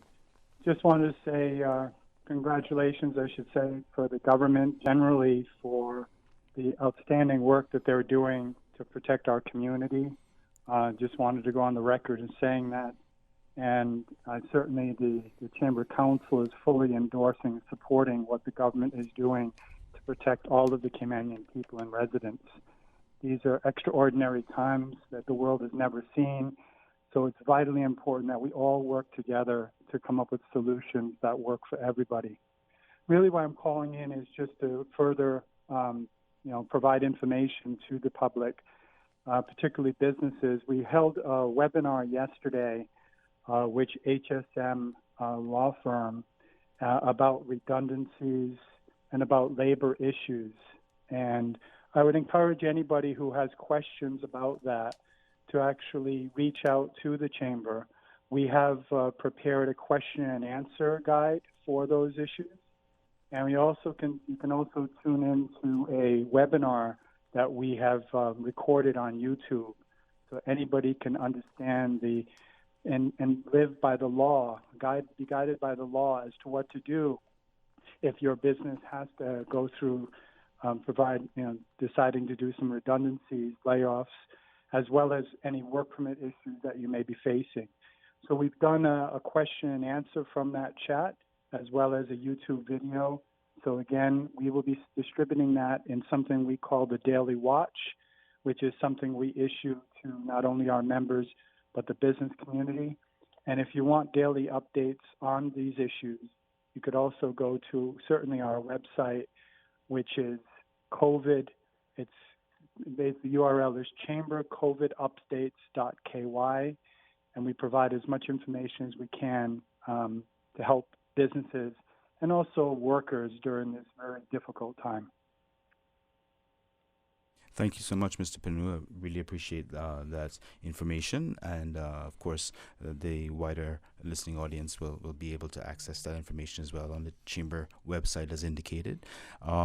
Is there anything else you wanted to inquire of our... I just wanted to thank Will and the Chamber Council for continuing to work, certainly with, and specifically NEOC, the National Emergency Operation Command, I believe it is, or Operations Center. Again, their feedback is being received, is being reviewed, and certainly as the largest, how shall we say, workers' organization, particularly the employers, these partnerships are necessary. So I just want to thank my friend Will for obviously continuing in this regard, and certainly to his colleagues. Okay, we're going to have to take a short commercial break, but immediately as we return, we will come right back with a few questions that have been sent in particular in relation to Caymanians and Caymanians in need. Sure. So please stay tuned to Talk Today. Start getting your debt under control with a debt consolidation loan from Fidelity Bank. At Fidelity, your loan decision is quick with no runaround. Plus, with competitive interest rates and fees, we will help you reduce your monthly payments and get you back to living again. Don't let the burden of overwhelming debt tie you down this year. Call Fidelity today and let's make it happen with a Fidelity Bank debt consolidation loan. Fidelity, we're good for you. Digicel's Shake to Win is back. Every Saturday, Digicel is giving you a chance to win LTE handsets, cash prizes, data, D-Music subscription, gas vouchers, grocery vouchers, and that's not all. Every week, you get a chance to win a $5,000 regional prize. Don't miss out. Simply download the new My Digicel app, activate a plan if you're not already on one, and shake to win every Saturday. It's that simple. My Digicel. More made simple. Terms and conditions apply. Headlines. With the latest headlines. One of Cayman's bright and shining young stars. Local, regional, international. Headlines. Turning to international news. Updates on the hour between 7 a.m. and 6 p.m. on weekdays. All the news when you want it. Tune in to Radio Cayman for hourly headlines of the day's top stories. Radio Cayman, your voice, your choice, your radio. Wow, looks good. What is that? Chicken share. What did you just say to me? Chicken share. I am not a chicken. Whoa! I said chicken share. It's from KFC. Bucket of 12 hot wings, 6 pieces of chicken, or 8 tenders. KFC chicken share. Just $12 each. Oh. Want some chicken, tenders, or hot wings? You're sharing your chicken share with me? The new chicken share from KFC. Just $12 each. And it's finger-licking good. Dine at KFC Baytown Plaza, KFC Shedden Road, or KFC at the Strand. Listen to the general public. Your thoughts are just a telephone call away. 1-800-534-8255. What the public is saying. Let your voice be heard. And now, Radio Cayman's Talk Today.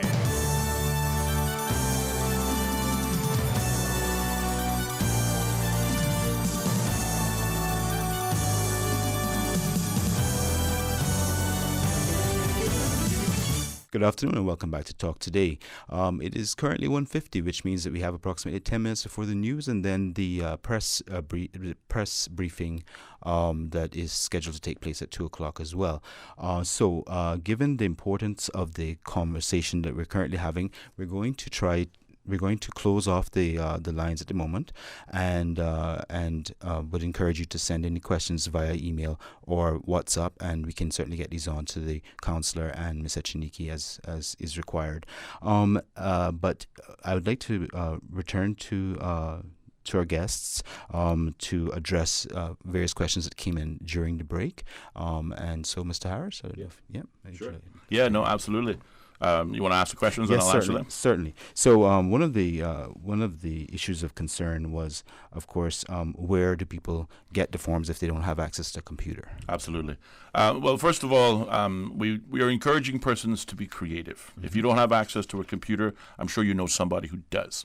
So reach out to friends and family. Ask them to help you during this time. As we keep saying, we are our brother's keeper. Let's exercise a bit of mankind to help those in need. But also to supplement that, the Needs Assessment Unit are exercising social distancing. They are, up to last week, and certainly I will ask the Chief Officer to validate this, but up to last week they were allowing up to 10 people at a time in their offices, and that was for the exchange of forms and the return of those forms. But I think I got that right, Chief Officer? Councillor Harris, where absolutely necessary, the Needs Assessment Unit will interact with persons, taking into consideration the social distancing. And in addition to the extension of services that is being offered by NAU for the benefit of those persons who might not be able to access the forms as it relates to the work permit holders. Blank templates have been left throughout the island at various supermarkets and gas stations as well for convenience. Persons can just go and pick them up, and once they're completed, then they can utilize the drop box if they're unable to email it in to us. I also want to, just for the sake of clarity, to indicate that the services that we're extending is for all three of our islands. So the information and the forms are also readily available in the BRAC and can be extended to Little Cayman. So at any point, should persons need to get further information on or clarity, please do not hesitate to give us a call at the number previously provided, 244-8000. And Ms. Echeniki, if I could just ask you, on the basis of a few more questions that have come in from the general public, is it possible to obtain assistance with the completion of the forms, especially persons who are perhaps less familiar, less comfortable in completing those forms? And do they need to come into the office, or can they contact the office in order to get that assistance? The NAU team is processing calls on a regular basis, as is the ministry, and I am very pleased to say that because we all understand and appreciate that no one entity can do this on our own, we have received support from other entities. As recent as today, we have been provided with additional staffing support from the Department of Community Rehabilitation to provide additional administrative support to us, and we are processing calls to assist and guide persons as necessary. We are also, whenever persons email us, we are responding to emails and giving guidance from that perspective. With the understanding that as much as possible, we're wanting to utilize technology. Of course, ma'am. And also, are there special hours of opening now during this particular time? There are special hours. The hours as it relates to the work permit applications being processed, it's Monday to Friday, and our phone lines are open from 10 a.m. to 4 p.m. But of course, emails can come in at any time. As it relates to the Needs Assessment Unit, they are working Monday to Thursday. Friday, they are utilizing that time to do some of the more administrative work. But again, emails can come in at any point, and once staff members are accessing the emails, they will process the emails as they're available and as they come in. And for clarity, for the purposes of applications from Caymanians, the relevant number is 9460024. Is that correct? 946-0024 is for the Grand Cayman office. For the BRAC office, it's 948-8758. Thank you so much, ma'am.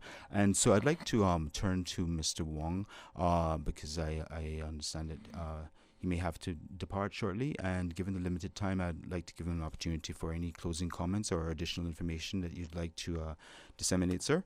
And just to say that we may well have to ask you all to come back soon, given the number of questions that are coming in. Absolutely. Yes. Mr. Wong? Yes, sir. Yes, sir. Well, in closing, I'd just like to ask the employers to do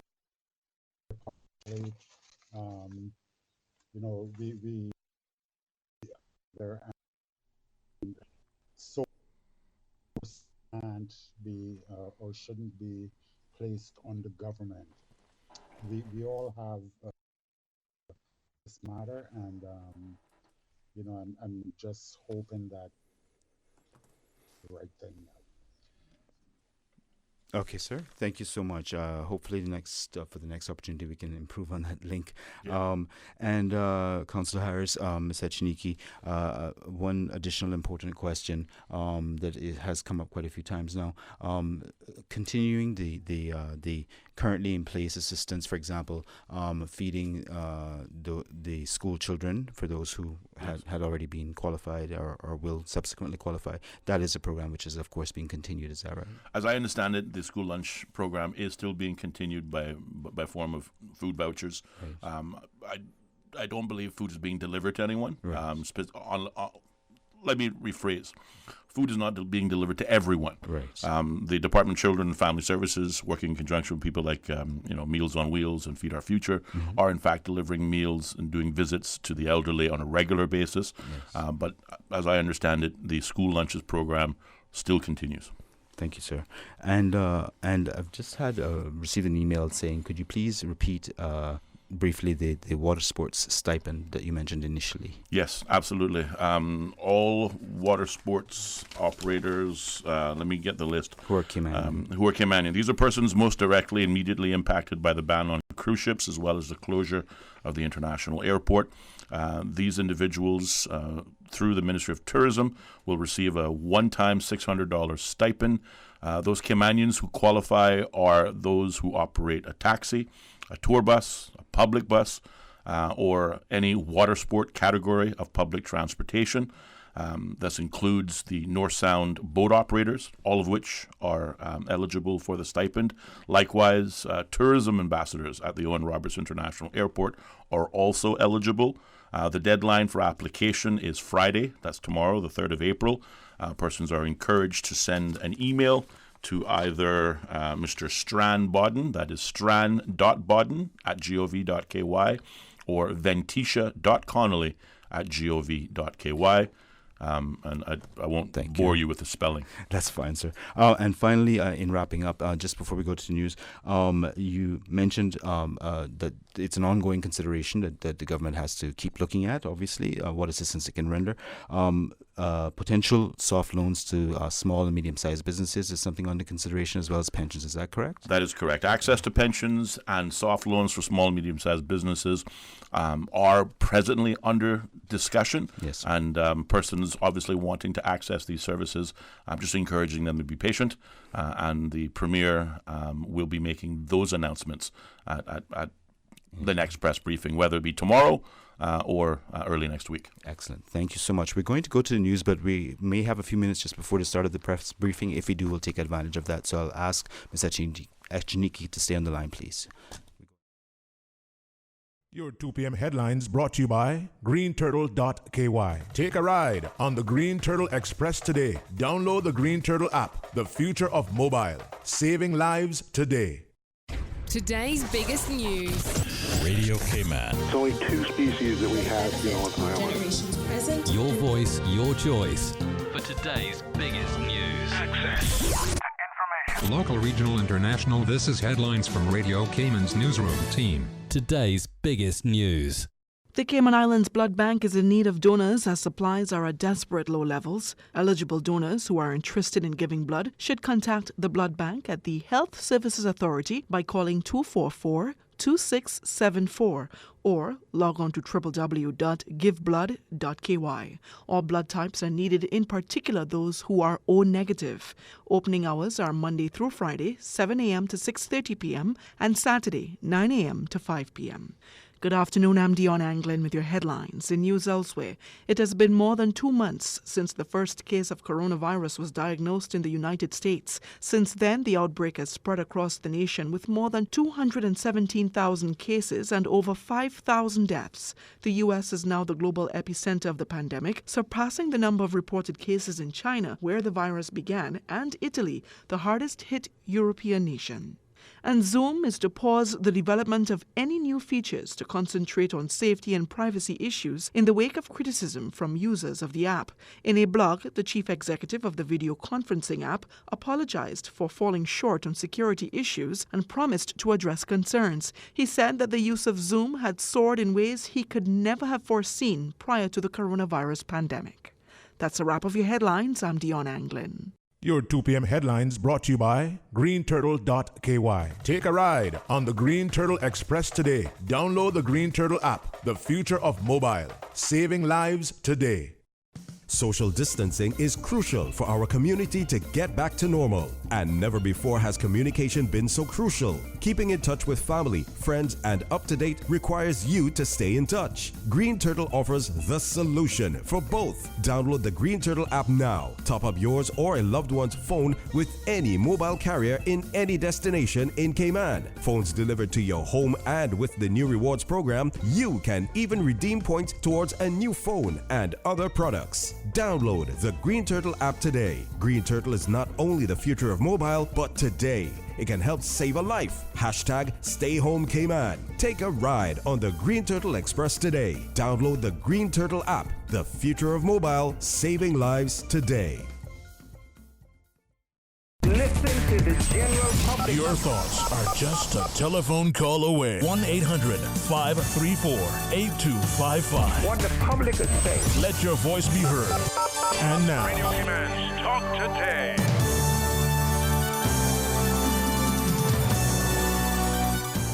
Good afternoon and welcome back to Talk Today. We'll have a few moments with Councillor Harris and Chief Officer Echeniki to invite them to make any last closing comments because at any moment we may have to break for the press briefing. So without further ado, Councillor Harris, thank you once again for being here. And actually, perhaps ladies first in this instance. So Absolutely. I'd like to ask the Chief Officer if she would like to add some closing comments. Thank you very much, Patrick. It would be remiss of me to let this program in, and I don't extend a special thanks to Foster's, who have provided us with a discount for the purchase of food vouchers for the program that we are offering for work permit holders. Every bit of the savings that we can get, all of the support, public and private, is so important as we follow through with this program and to ensure that everyone that is in need surely get the services that they needed, that is needed. So to Foster's, I want to say a special thank you to them. And finally, I want to also share with the public that although we are looking at various type of services and various type of support, sometimes the needs of an individual is not based on food or anything of a physical nature, but more so some people just need a phone call. And I'm encouraging persons out there, especially our seniors who are locked in, those families that are under a lot of stress. If you know anyone that fits into these categories, simply pick up the phone, call and check on them, give them the support that you can give them from a distance, because it's not always that they're in need of food or they're in need of shelter. It's sometimes that all they're needing is just somebody to talk to, just someone to give them some additional emotional support and guidance. So I'm encouraging the public on a whole to reach out to a senior by phone, to reach out to families that I know it's often challenging when you have your children at home and you're trying to work, and the children who are supposed to be doing schoolwork sometimes get a bit distracted. It can be very stressful now. So please extend support to each other as much as possible. Thank you so much for that excellent advice, Mr. Echeniki. Councillor Harris? Certainly, I want to echo those sentiments. I want to thank Mr. Risa Echeniki and Mr. Gary Wong for being with us this afternoon, for helping me convey some important messages to our people, both Caymanians and residents alike. Again, I want to continue to echo the sentiments from the Premier. Stay home, Cayman. Take care of your corner. Take care of yourself. Take care of your family, trusting that your government is working hard to look after you. Again, coronavirus is teaching us many new lessons, new ways to live, and I want to end as I began. Corona has taught us that our best protection is God, our best refuge is home, and our best company is family.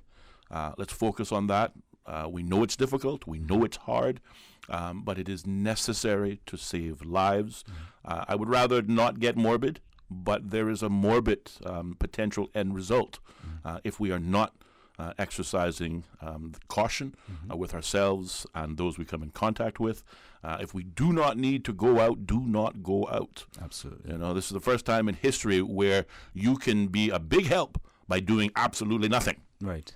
So we encourage people to do absolutely nothing. That's where that couch potato, said, Mom told me I would never amount to anything. Well, today, couch potatoes are saving this country. Right. Thank you so much, Councillor Harris. We look forward to your return. I believe we're going directly to press briefing anytime now. And so I'll just keep up the chat until such time as we're transferred over. Absolutely. They're going right now. Thank you so much for your presence. YouTube, Facebook, and our listeners on Radio Cayman. Remember to subscribe on YouTube and adjust your Facebook settings so you know when we're live. And we'll start today with a prayer from Pastor Garrett Haylock. Blessed is the nation whose God is the Lord, and the people whom he hath chosen for his own inheritance. I will lift up mine eyes unto the hills, from whence cometh my help. My help cometh from the Lord, which made heaven and earth. Let us pray. Father in heaven, we give you thanks and praise for your goodness and mercies that has been extended towards us. We thank you for a blessed little country, Lord. You have founded it upon the seas and established it upon the floods. We thank you, Lord, that in troublesome times like this, we know where our help comes from. We thank you, Lord, for our government, for our governor, and the entire parliament, Lord, that is seeking for our best interests at this time. We pray, Lord, that you'll bless these briefings that has been coming to us daily, realizing the much work it is to put them together on a daily basis. Guide us, lead us, and direct us. And as the people of these islands, help us to be obedient to all of the regulations that is set in place. In Jesus' name, amen. Amen. In the room with me today are our panel, His Excellency the Governor, the Honourable Premier, the Honourable Minister for Health. We also have the Chief Medical Officer and the Commissioner of Police to deliver their updates, and the Director of Hazard Management in case there are any questions for her. Our sign language interpreter, Ms. Carolyn Powell, is also with us today. At Government, we're continuing to practice social distancing, so members of the media will join us again today via Zoom. Welcome to them. I'll hand over first to Dr. Lee for the medical update. Good afternoon. There are 15 results to report today. These are 5 positive results and 10 negative results. Of those 5 positive results, all of these are direct household contacts or contacts of the cases that I've previously reported to you. I also have, in addition, to report one further positive, which was an inconclusive result, which CARFA has now advised is a positive case, and that again was a community-acquired case.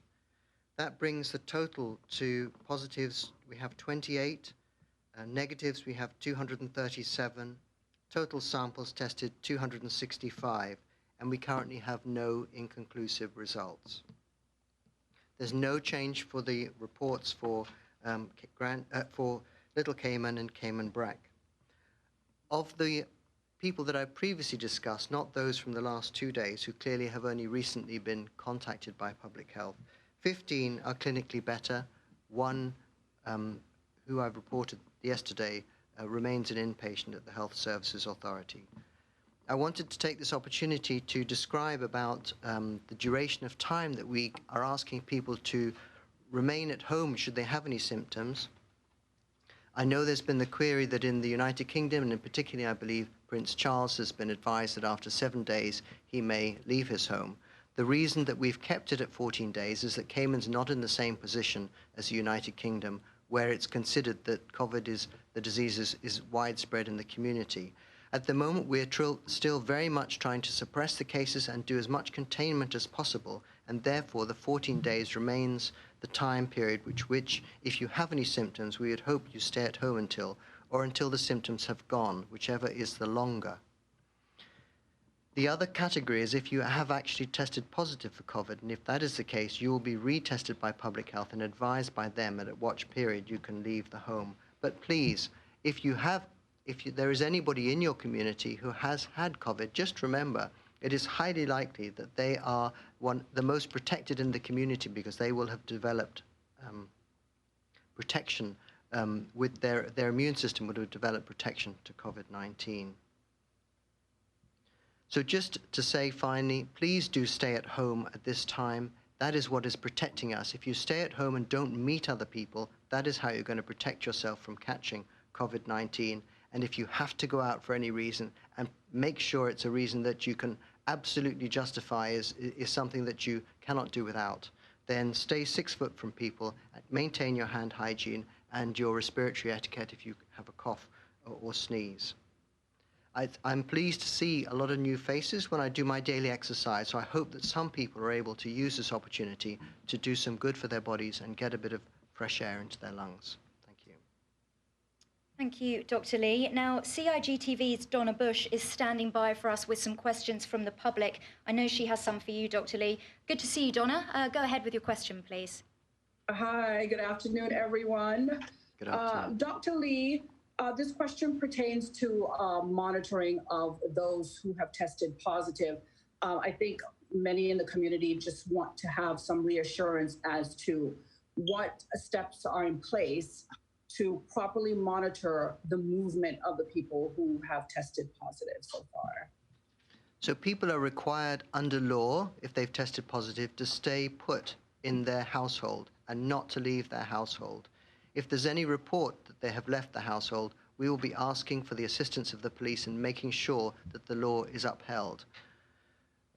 As far as checking on people, public health contacts all relevant parties on a daily basis. The number of people that have been allocated to the Department of Public Health has increased quite a bit so that they have better able to provide surveillance and to track and trace any people who might have the condition. Okay, thank you for that answer. That's it for Dr. Lee for now from me. Thanks, Donna. I know that Cayman News Service has a question for us. Wendy, go ahead. Thanks very much, Caroline. Good afternoon. Can I ask Dr. Lee, is there a reason why we are planning on quarantining the people that come back on the British Airways flight under strict government quarantine, but yet we're still allowing people that we know to be positive to merely self-isolate at home despite being under supervision? And also, can he clarify the status of the 12 people that he hasn't said are either clinically better or in the hospital? So we've got 12 people that are either, are they sick? What's their status? Thank you. As far as the students are concerned, we are taking every precaution as we know that COVID is widespread and these are unknown cases. So that's why, because they're unknown, we're trying to take every precaution around them. I think that if you know somebody has a case, then we can clearly say the whole household that lives with that individual person needs to be isolated. But for these unknowns, and I guess it is partially because they're younger and they have a wide connection of friends and may not be able to resist meeting people up, we're taking every precaution. The members of the panel may wish to add further to that. I'm not quite sure what you mean by when I say the 12, Yes. 12 that I haven't Sorry, Dr. Lee, I think you're misunderstanding my question. My question was, we are planning for the flight that's going to come next week to put those arrivals in official full-on government quarantine. They are not allowed to go anywhere. They're going to come off the plane and go straight into quarantine. That's what you all said yesterday.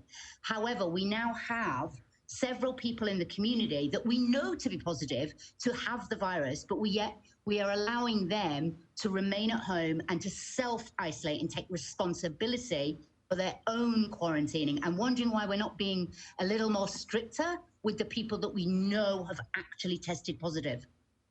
Yes, I heard your question, and I felt I answered it as best I can the first time. As far as the other cases are concerned, you mentioned another 12. 15 are clinically better, as I've already reported, but clearly the people we reported on yesterday and today may well be in the early stages of the disease, so we would not report them until we have some history and time to do so. Thank you. Reshma from the Cayman Campus, go ahead with your question. Thank you. Good afternoon, everyone. Dr. Lee, the cases that you've reported on today, you said that they are direct households, but can you say if it is they have travel history, or is this another community transmission that we have reported? I would, the people, so just to explain, there are 5. 4 of them are related to, they all live in or are related to one household. However, some of them do not have a travel history. I think this stipulation of whether it's a travel or not travel is becoming a moot point now, because I believe that we have clusters that are in the community. So as is demonstrated by that particular household, because they're direct contacts with somebody, but they themselves did not have a travel history. They just were an immediate contact. And the last one again, the 5th one again, was an immediate household contact of somebody who didn't have a travel history. Okay, thank you, Dr. Lee. It's a question that has been coming up repeatedly in relation to, I know you just said travel history is a moot point, right? But a lot of people are just curious as to what countries are these clusters coming from for the travel history. Would you be able to provide any information on that, or not? It's quite widespread. It's been United States, Canada, Europe, Spain, the UK. It's been all the countries that you might expect. Okay, thank you for that. Donna, I think you have another question from the public for us. Yes, the question is for Dr. Lee again. And I think you may have answered part of this already. How the new household, or the cases that have been acquired because persons live in the same household, how long have they been isolated for, and how long before that were they moving freely in the community? Do we have any idea? I would need to get more information from public health on that. They have been isolated, I'm guessing from memory, for about 4 or 5 days now. But I don't know the details, Donna, I'm sorry. And just to explain to the audience, I'm looking over there because we have a TV screen where I can see Donna, which is why I'm looking in that direction. Okay, thank you, Dr. Lee. We'll take one more from the campus, and then we'll head to the Commissioner of Police for his update. Reshma, go ahead. Thank you, Caroline. Just a quick follow-up on the items that we would have ordered, the ventilators and beds. Can Dr. Lee provide us with this update? Or in addition to that, can he tell us about the supplies that we have for vital consumables on island? For example, do we have enough oxygen, sedatives, medicine that would be needed to treat patients with COVID-19? Yes, I'm not the best person to provide that information, because a lot of the bulk of that stock will be held at the different hospitals and pharmacies, and clearly the largest of that is probably going to be the Health Services Authority. I do know that there are 4 ventilators that we previously said were here, and then I had to correct myself and said that they weren't here because they were due to arrive, but then didn't actually, have now arrived and are actually being commissioned at the Health Services Authority. we have a lot of orders out from a variety of providers right across the globe, and what our current strategy is to try to bring all the orders together into very large orders and to present these very large orders to manufacturers who we already know or have vetted in some other way in order that we can get supplies, because it could well be that we need to have special air transport in order to get those orders to us. That's the current situation, and I can assure you that there are loads of people who are working on this in order to try and achieve it. And we're using really good contacts. For example, Health City comes from a group of hospitals, which is clearly a large group of hospitals, and they're also been coming in and using their buying power to see if we can secure a very large order for Cayman. But until they actually arrive here, we won't rest until we actually have more supplies here.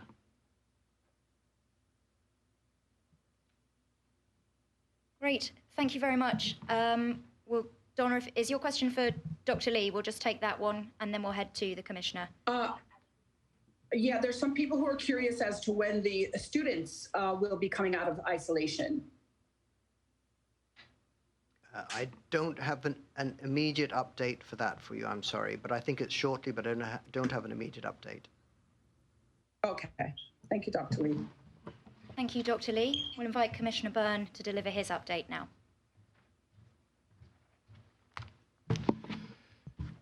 Good afternoon. No significant policing issues over the past 24 hours to report. The crime situation remains very stable and there's almost a full compliance with the hard curfew nightly between 7 p.m. and 5 a.m. Little Cayman overnight, no issues arising. Cayman Brac, 4 vehicle intercepted by police, all essential services workers, and no breaches of curfew detected. Grand Cayman overnight, 125 vehicles intercepted by police. All were being used by essential services personnel and exempted persons, including the food delivery industry. 2 pedestrians found in breach of curfew and warned for prosecution. Turning to this morning, the traffic flow is going well during soft curfew. Police checkpoints remain in place at strategic locations around Grand Cayman. There are some indications that a small number of persons are using secondary routes to move around to avoid interception by police, but in fact they have been intercepted by mobile police patrols. Business at supermarkets continues to be well controlled and well managed. Social distancing protocols are being followed. There is a small amount of activity along the beaches with persons out exercising, and our helicopter and marine units remain deployed on extended tours to monitor activities in the water and across the island. This morning, 7 persons were intercepted by police in breach of soft curfew regulations and warned for prosecution. These were all motorists moving around without lawful purpose. I continue to have concerns around a small number of persons circumventing soft curfew regulations, posing risk to other members of the community. And mainly what we are seeing are persons moving around reporting that they are just moving around to visit friends. This, of course, is in breach of the soft curfew regulations. A reminder, hard curfew returns this evening, 7 p.m. to 5 a.m. If you have no legitimate reason to be on the road, you should not be on the road. Please stay at home. Thank you. Thank you, Commissioner. Any questions from members of the media? Cayman Campus, Reshma, go ahead. Thank you, Caroline.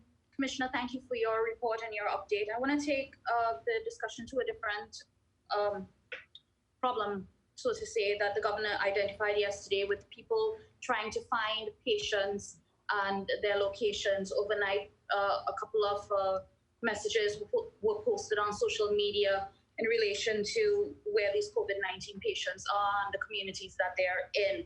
Is there anything that you can address from a policing perspective for situations like this, that people who are actively going out to find the COVID-19 patients or posting about their locations? Can you provide us with possibly some consequences or any offences that this may relate to?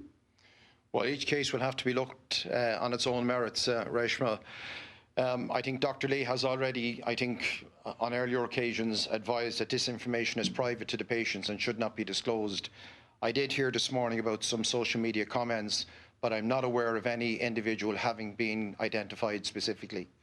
I am, and I will continue to monitor that situation. So, in this particular case, are there any breaches of the law that you can identify, or is it too difficult to pinpoint a particular offense that this may create for people who are doing this? Yes, we would have to look at the circumstances of each particular case. There's nothing general or nothing specific in terms of the way you're reporting it here now at the moment. If there was a threat imposed on somebody, there was intimidation or harassment, there are certain offences disclosed, but each case would have to be considered on its merits and on the circumstances presented. Okay, thank you for that. And just to build on it, we've heard repeatedly fake news, circulating of fake stories, information. Earlier today, a statement come out from Foster's talking about a rumor that is being circulated in the community about COVID-19 patients, positive staffers. What, if any, offenses or any police action can be taken for these things so that we can clamp down on it, given the fact that we are where we are with community transmission? There's a lot of fear and anxiety that is happening within the community. Can you speak to that? Okay, so that is a specific criminal offence under Section 64 of the Penal Code. I think both His Excellency the Governor and the Premier have previously sent hard-hitting messages on that. I'm aware of some reports circulating this morning. There are a team of officers, small team of officers investigating that at the moment. I don't have the result of the inquiries at the minute. Thank you, Commissioner. I appreciate it. Donna, I believe you have a question from the public for the Commissioner. I do. Commissioner Byrne, your officers are obviously on the front line and all of this. How are they being protected, so that when they go home to their families, they won't be carrying anything home? How are they being protected? So thank you, Donna, and that's a really key question. So our officers have been working around the clock for long periods dealing with COVID-19. They are all issued with personal protection equipment, particularly the gloves and the hand sanitizers.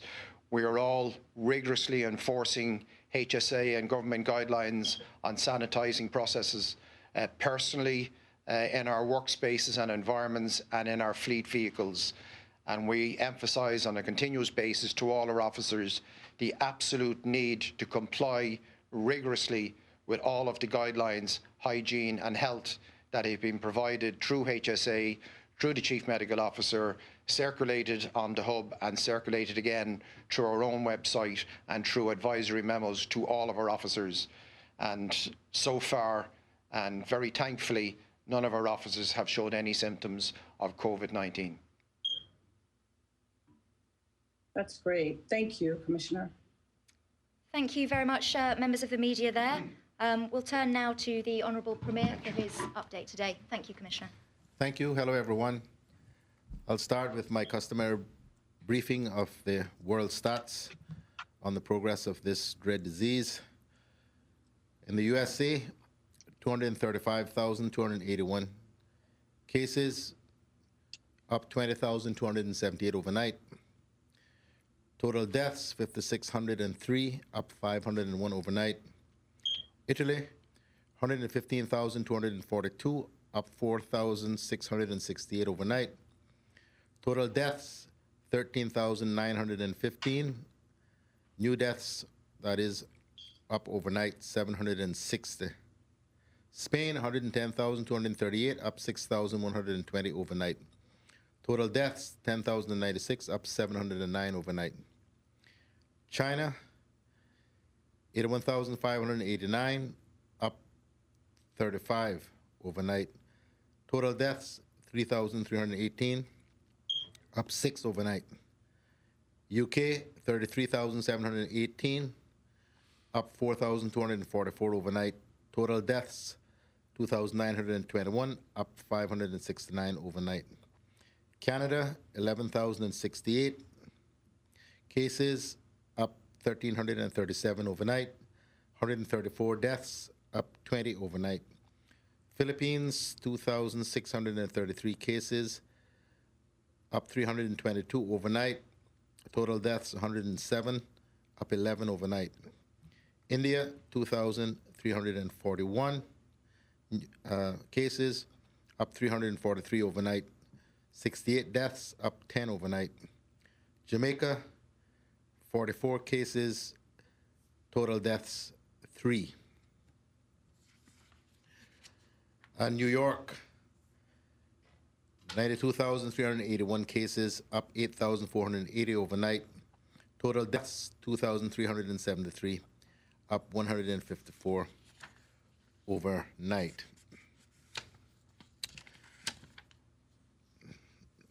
I want to say that we are increasingly concerned about the state of play here. Today you would have heard the report of 5 more positive cases. The good news, if there is such a thing in this context, is that they are all related to current cases. So at present, there is still no evidence or no significant evidence of widespread community transmission. It is still possible to contain this virus in these islands and to avoid widespread transmission. That is what our efforts have been about from the very start. And we have done almost everything that we know to try to prevent this from becoming the epidemic that it is in so many other places in the world. There is still, though, unfortunately, a lack of sufficient cooperation in some quarters.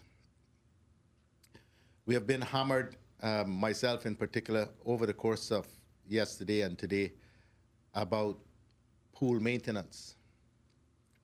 This is one example I will cite as to the lack of cooperation and the seeming lack of understanding of the gravity of this current situation.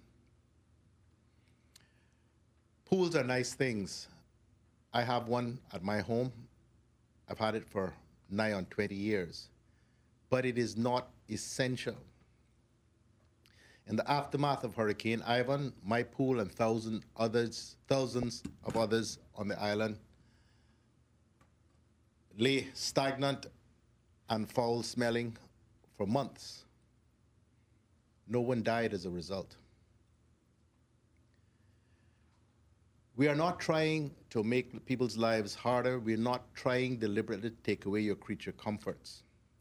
The point of saying that only emergency services should be rendered with respect to pools is because there are hundreds of people who are employed doing this work. We want them to stay at home. We don't believe that them coming to your house and looking after your pool necessarily poses a great risk to you if you stay in your house. It's the constant interaction of the workers with each other, with other people in the community, stopping at the gas station, going to the supermarket, doing the things that all of us do on a regular basis. We're trying to reduce the incidents, the instances of that human interaction. That's what all of this is aimed at. There are still also too many cars on the road, too many people moving up and down, despite the fact that things are improving. So the government has taken some new decisions, and Cabinet will meet tomorrow to formalize them. The hard curfew, which starts at 7 p.m. and continues to 5 a.m., will be continued for another 2 weeks. The soft curfew or shelter-in-place order which expires on Monday of next week, will also be renewed. And this time we will endeavor to ensure that the hard curfew and the shelter-in-place order coincide in terms of the length which they run. And a formal announcement will be made in that regard tomorrow. But we are going to make adjustments to the shelter-in-place order or the soft curfew. As of Monday, when the new shelter-in-place order is put in place, only persons whose surnames begin with A through K will be allowed on the road for any essential errand or purpose on Mondays, Wednesdays, and Fridays. Persons whose names begin with L through Z or Z will be permitted on the road only on Tuesdays, Thursdays, and Saturdays for essential purposes. Sunday will become a hard curfew day. We are indicating this now even before Cabinet actually makes the formal decision, and the Commissioner has made his order with respect to the curfew to give people as much advance notice as possible of what the government intends to do. We do not believe that with the evidence we now have of community transmission, that the way that people are behaving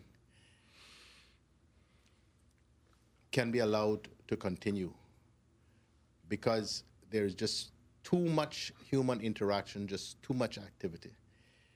If this strategy which we have employed for the last few weeks is to succeed, it requires social distancing to be practiced as far as possible. The government's strategy with respect to how we contain this disease and prevent its widespread through the community is actually quite simple. And it's not something that we have dreamt up ourselves. It's the result of our careful scrutiny of what's transpired and what's worked in other countries. It starts with suppression, which is what we've been doing all of this time. Social distancing, trying to keep people from gathering in groups, trying to avoid as much human contact between individuals as possible.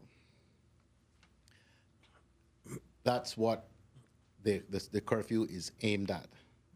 The second aspect of the strategy, which we have not been able to deploy to any great degree so far because we did not have sufficient test kits, is testing, and if the individual turns up positive, isolation, and tracing of any contacts that that individual had and isolating those contacts. When the British Airways plane arrives next week, we will have 1,700 more test kits, and we can then get aggressively into the testing part of the program, particularly with respect to frontline staff, the police, people who work at the supermarkets, those people who have regular interface with others. I can also say today that thanks very much to a number of people, but particular to His Excellency the Governor and the UK Ambassador in South Korea, we were able this morning to place an order for 200,000 test kits from South Korea. We are now working very hard to try to find a way to get them here as swiftly as possible. That will give us more than sufficient to be able to, should it come to that, to test every single person in Cayman and then some. And then we can truly deploy wide-scale testing, isolation, tracing, and further isolation of the persons that we've traced if they then prove positive. My people, that is how we are going to succeed in keeping this virus from becoming an epidemic. But of all of the things I've spoken about, the most critical of them is the social distancing. If you are in isolation, there is nobody you can give it to and nobody you can get it from. It's as simple as that. So when you want people to come into your yard to mow your lawn or work at your pool or work at your AC, understand that every human interaction that you have increases your risk of either passing or contracting the disease, depending what your particular health status is. I want to say just a short word about business. Believe you me, the government is deeply conscious of how hard this is for everybody, and particularly for those people who are in business. We are doing everything we can, and I hope starting tomorrow we'll be able to make some announcements about what we are additional measures we are trying to take to assist businesses to get through this very difficult time. We know it's very, very hard to close a business for 3 or 4 months. But believe you me, it is a lot harder to close a casket forever. I just want to make 2 announcements on behalf of 2 government agencies. Some of this is already in the public domain, but I know a lot of people might not have heard. The first is with respect to the collection of air cargo from Customs and Border Control. Customs and Border Control Service would like to inform businesses and individuals who wish to clear and collect their cargo, which arrived by air before or during the COVID-19 public health emergency, to please contact 244-4959 or email customsonlinesupport@gov.ky. 244-4959 or email customsonlinesupport@gov.ky for an exemption letter to complete your transaction. Persons are reminded to use the online calls portal to submit their entry declarations. For those that have already received a release to collect air cargo from CBC, please contact them at the above-mentioned phone number or email address for an exemption letter. Until further notice, no storage fees will be charged for imports that arrived 7 days prior to and during the COVID-19 public health emergency. Let me repeat that, because it was a question that's been asked a number of times here. Until further notice, no storage fees will be charged for imports that arrived 7 days prior to and during the COVID-19 public health emergency. To accommodate the collection of cargo, CBC's transit shed or the warehouse will be open from 8:30 a.m. to 5 p.m. Monday to Friday and 8:30 to 12:30 p.m. on Saturday. Importers are reminded of the daily soft curfews, 5:01 a.m. to 7 p.m. The other announcement I wish to make, again relating to Cayman Islands Customs and Border Control, relates to measures for fishing vessels that have returned to Cayman recently. The Customs and Border Control Service would like to inform the public that the fishing vessels that had cleared outbound prior to the imposition of the travel restrictions and curfew will be cleared inbound with the following stipulations. The crew will have to self-isolate on board this vessel for 14 days as per public health and Port Authority protocols. The vessels will remain off Georgetown Harbor until the expiry of the self-isolation period as per Port Authority protocols. Wholesalers, grocery stores, and restaurants will be permitted to purchase and collect seafood from the vessels, providing the necessary social distancing protocols are strictly followed. No sale of the seafood is permitted directly to consumers.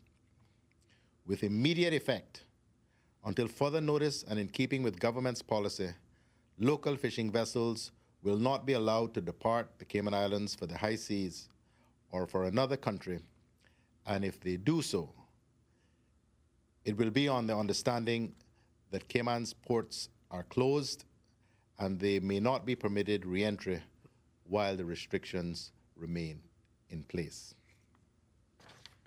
Thank you, Your Excellency. Yes, okay, thank you. Thank you very much. Good afternoon, everybody. I start just with a couple of statistics to build on the Premier's. I mean, today we have passed the 1 million mark globally for the number of coronavirus cases, which is clearly a very sobering milestone.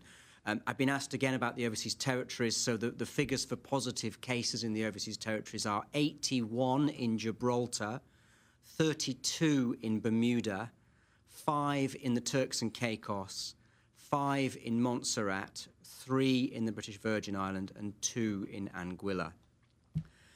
I want to refer to next week's British Airways flight and send a message to all those people who have been in touch with the travel helpline to book or reserve seats on that. We will be contacting everybody who has been in touch with the helpline, and we do have sufficient seats for anybody, so nobody out there should be concerned that they won't be able to get on the flight. There are still a few seats left if there are additional people who still want to go. I have to underline that we cannot take pets on this flight. There just hasn't been time to set that in place, so no pets on this flight. And just more generally on travel, we've said a number of times now that at the moment the airport is closed. There are no flights in and out. The only flight at the moment is the British Airways flight on Tuesday. But we are aware there are a number of people out there who do want to leave the islands, and we're asking those people to contact the travel hotline on 244 3333 to give us your details so we can build a picture of the position of people out there. But there are no flights at the moment, but that is something which will be looked at in a short matter of time. And I want to just sort of step back a bit and again, in the same way the Premier has, I think, just really emphasise the strategy for what we're seeking to achieve here as we tackle COVID-19. Government has taken some extremely effective, fast and robust action to suppress the spread of COVID-19. Borders are closed, schools are closed, only essential people on the roads, the shelter-in-place policy and the hard curfew. And I strongly support the additional measures the Premier is announcing for the shelter-in-place policy. We do need to toughen that up. So at the moment, we continue to be able to suppress what is still a small number of the positive cases that we are getting, which are occurring in clusters, and we're able to identify and suppress those clusters. And as the Premier said, the next key thing for us now is testing, testing, testing, as the World Health Organization have said. And just to underline, there's a huge amount of work going on this, and it is test people on the front line, test our emergency services, and it will allow us ultimately to test everybody on the islands. So suppression and testing is our way out of this, but we need all of you to cooperate with us on the advice we're giving you if we are going to be able to achieve that. In a longer-term time frame, there's a lot of work still going on developing a vaccine, but that is still some way off. And science is also developing fast. The very best brains in the world are looking at this, and there's developments around some drugs that might help alleviate some of the problems that people have if they get COVID-19. So there is a lot of work going on that. I do also want to say, as part of our strategy, that HSA and our health authorities have done an incredible amount of work on additional beds and making sure that if we have a worst-case scenario, that's not what we envisage, and that's what we can avoid if everybody follows the advice. But if the situation develops in a negative way, we now have a lot of additional facilities for extra bed space. So the key message is that we are in as good a place as we could be compared to so many other places in the world. but we do need all of you to cooperate with the advice that is being given. I just finally want to make a shout out today to the people in GIS and our communications teams who I think are doing a fantastic job to get so much information out to you all via the media, via the government web pages, via social media pages. And today I arrived at Government Administration Building and saw a government vehicle which will be sending messages out via a public address system. So this vehicle will be driving through all districts, giving information about the soft curfew, social distancing, and basic hygiene. And it's a really good example of an innovative way of getting information to people, perhaps some who don't have access to electronic media. So thank you to everybody who has been involved in that. Thank you. Minister. Thank you. Good afternoon, Cayman Islands, the listening public, Cayman Brac and Little Cayman. Thank you all so much for all the prayers sent to me in translations from the public. Glad to see your interest. It's a lot of people out there that appreciate the scriptures and prayers, hence the reason I continue to do them. Thanks for the love, respect, and encouragement. Today's scripture is Philippians 4:6. Do not be anxious about anything, but in everything by prayer and supplication with thanksgiving, let your requests be made known to God. There's an old African proverb that says, when you pray, move your feet. So if you're in your car praying before you go out on the road now, for no reason, just open back up the car door and move your feet back inside. Persons are still having barbecues and small gatherings. We ask you to stop this, please, and adhere to the measures of curfew. I don't know if some people are really taking it serious or appreciating what we do on a daily basis. We are here to give comfort, to give information, to inform the current state of play, to consider information or questions sent to us by you, things we didn't think about. The Premier gives the world a report and gives insight that we are here, we are in this for the long haul. He also makes the country aware of additional measures and new regulations put in place and corrects fake news, etc., among others. The governor is here giving that assistance with all the chaos going on worldwide, that our mother country is there for us in whatever capacity she can be. And to give assurance he is satisfied with the government's actions and measures put in place. He gives the sense of comfort needed and gives the police and all the support needed to cope with all. My job is to be of great support to the panel as health minister with all the measures taken to give the public health all the financial support necessary for the equipment and personnel needed to ensure both private and public medical teams are prepared to work as a team when the need arises, to ensure the ministry gets the support with new regulations agreed by Cabinet, is legally scrutinized and fit for purpose, not to be ashamed of my faith and bring spiritual comfort during this period of fear, to ensure as much persons on the island understand that by staying home you can save not only your life, but your neighbors or your friends. So when you ask what we do or what role we play here, I pray this was helpful. In my effort to reach out to the 134 nationalities on this island, we're trying to get the message out to as much people as we can. Please stay home unless it's essential. Today's translations will come from the Dutch community. I thank those persons who submitted those to me. And it's from the Zimbabwe Africans community who submitted these to me also. So I'll go and take a stab at this. And in Dutch, or please stay home unless it's essential, is blijf alsjeblieft thuis tenzij het essentieel is. Zimbabwe African is in New Delhi and Shona is Vanuatu Halani Nekaya or Greayi Numba. I thank you. I want to shout out today the pharmacies and supermarkets for doing a wonderful job and keeping us alive, really, in all aspects.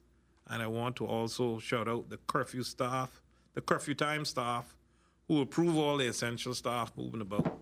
You're doing a tremendous job with all the thousands of applications that you get on a daily basis. Yesterday, I spoke about our islands in need of blood donors with my appeal for people to help save life and give blood as our supply is currently low. I am pleased to report that nearly 50 people have reached out to the blood bank, both new and recurring donors, to make appointments to donate blood. This is a true testament of how our community can pull together to get through these times. That said, blood donations have an expiry date, so the need for donations is not only now, but ongoing for the foreseeable future. This makes me truly proud to hear our community stepping up like this. When we were on the 24-hour lockdown, the Health Services Authority pharmacy staff hand-delivered medications to patients' homes if it was an urgent need. 136 prescription deliveries were made to 65 patients across the whole island. Faith Hospital also provided this service with 30 prescriptions delivering to 10 patients. I'm pleased to announce that the HSA has taken an additional step and tomorrow will open another pharmacy location on the first floor of the Schmid Road Center, which will provide more convenient options for persons to pick up prescriptions, refills, while maintaining a safe social distance of 6 feet. The Schmid Road location pharmacy will be for dispensing prescriptions, refills for cynical and private insurance members with 100% coverage.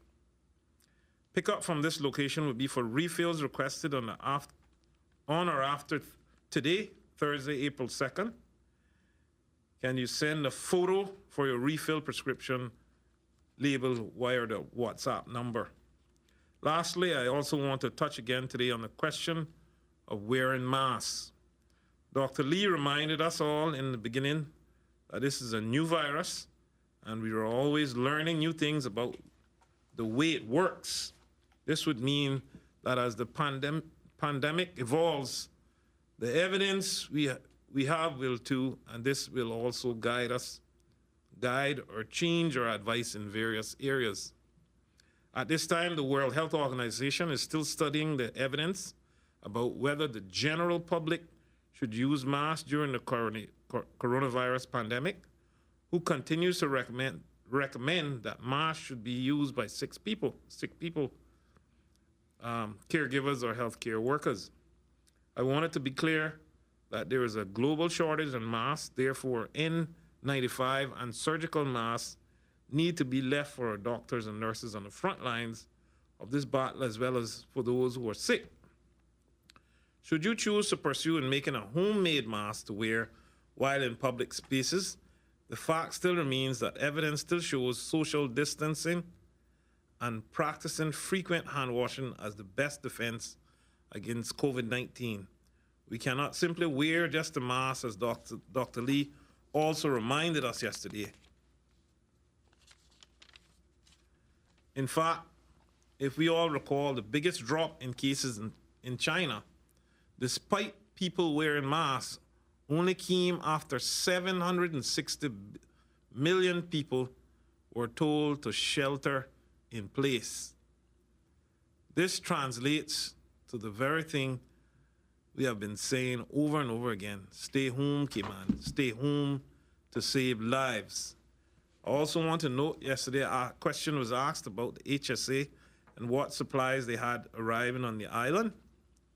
I want to report that the list of supplies they have arriving is some 190 boxes of gloves. This is on a BA flight, I do believe, and 1,250 regular gowns, medium size, 1,250 regular gowns, large size, 10,000 N95 mask units, 600 surgical masks, boxes of 50, 1,250 isolation gowns, medium size, 1,250 isolation gowns, large size, 2,500 eye protection visors.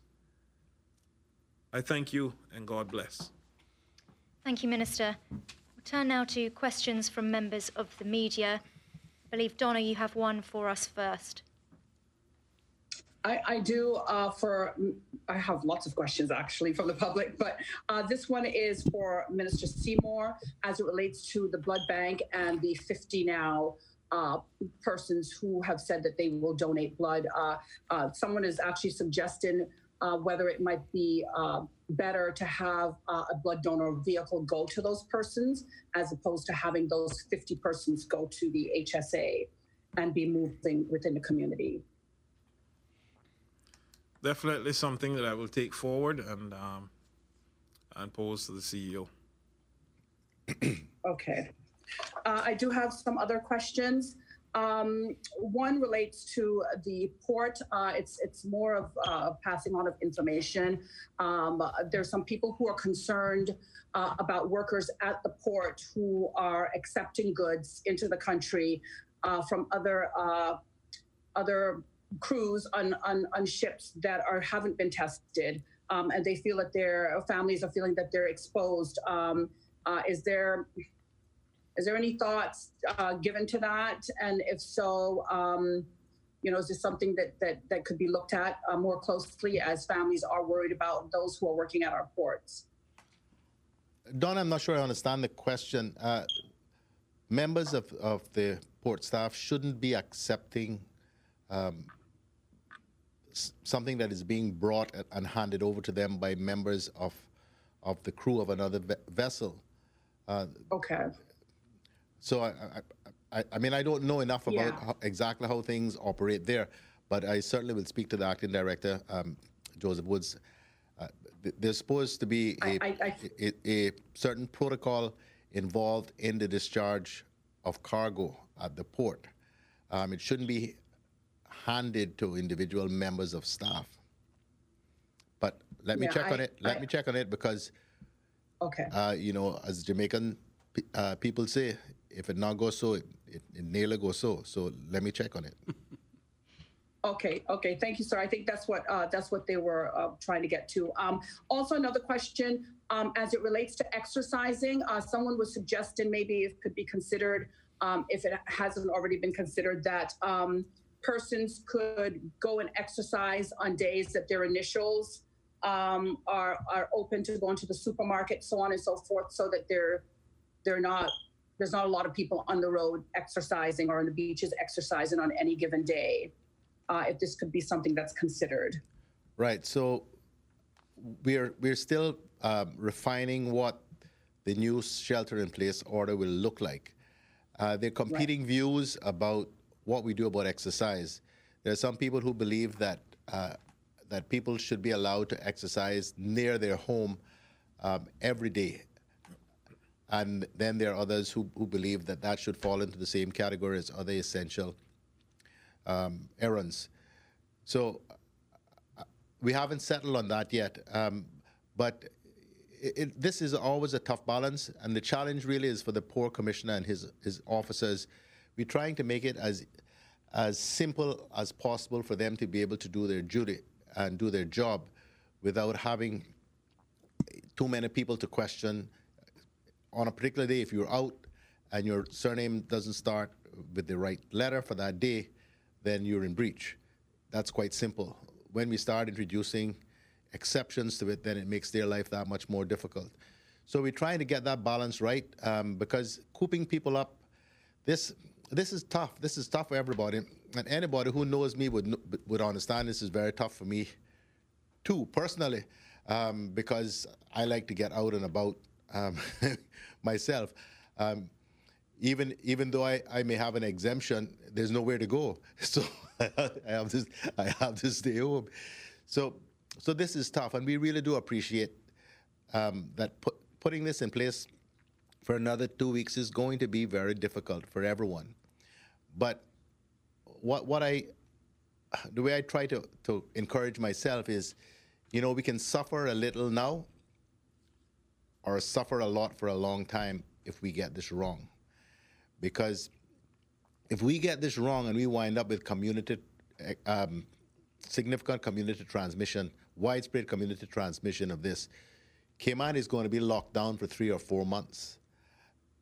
Plus, we are going to have to view funerals of our friends and family via streaming because we're not even going to be able to go in sufficient numbers. So suffer a little now or suffer a lot in the longer term. So I want everybody to choose to suffer a little now and put up with the inconvenience and the hardship and the loss of creature comforts that we are so used to. This is a national cause. It's about saving our own lives, as my minister would say. Just to Donna, just to yes, to follow up before we lose sight of what you asked in terms of arranging a site or going to persons for blood donor. I've contacted HSA, and as we speak, they are now organizing an off-site location that we can announce tomorrow. So thank you. That's awesome. Thank you. Real time. I do have one. I have lots of other questions, and I know everybody else wants to get in. And I would just like to say to the public and reminding them that we can't possibly answer all of your questions, but they will be placed on gov.ky in a timely manner with the answers. But there's another question that I have for you, Premier McLaughlin. This one relates to the talks that are going on. I mean, I know that you get lots and lots of calls just commending how you and your government, other members of government and the cabinet are making probably the toughest decisions that have ever had to be made in the history of the Cayman Islands thus far. How are talks going with members of the opposition who may be giving suggestions and recommendations? Are they involved in the talks at all in representing the people, the Caymanian people? I speak to the leader of the opposition quite regularly. I spoke to him this afternoon. I spoke to him yesterday. But we, quite frankly, getting together is not something we do very much. I hardly see the members of my cabinet now, and that's okay and that's fine. So we'd have to set up a Zoom meeting to talk about some of the broader issues. We have not really yet started to focus, as I said, on the broader economic sort of recovery plan, because we've been grappling with this particular issue, which is suppression of the disease, while doing everything we can to keep people fed, roofs over their head, and offering some limited assistance to small businesses.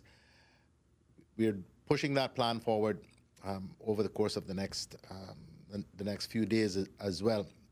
But we certainly want the input of the opposition. The leader of the opposition wrote me a rather fulsome letter. I can't remember when it was now. The days just meld one into each other, but I think it's probably about 10 days ago, suggesting a number of things, some of which we are trying to move ahead with, things relating to pensions, payment holidays, and perhaps the ability of persons to access some of their pension funds during this difficult time. So we're taking some of those things on board. I'm having a discussion when I finish here with the pensions providers to see what their perspective is on these things. So we really need all hands on board. We need the private sector, we need the opposition, we need anyone who has ideas about these things to let us know. But in the end, we have to make decisions, and often we have to make the decisions quickly because of the urgency of the situation. So we're doing our very best in grappling with it. Every single day, there are a new set of issues and problems with which we have to struggle. And I really have to pay tribute to the governor for his willingness at all hours of the day and night to just engage on these issues. I don't know that I could manage without him, truthfully. Thank you, Premier. I do have a question for Commissioner Byrne. This question relates to persons who are being, breaching curfew. And I know that you mentioned a number of times that they are will be going to court and will be prosecuted. But some persons of the community are saying, like, why not do that now? Why not show how serious we are about them breaching curfew? Why wait until later on? That's the question in a nutshell.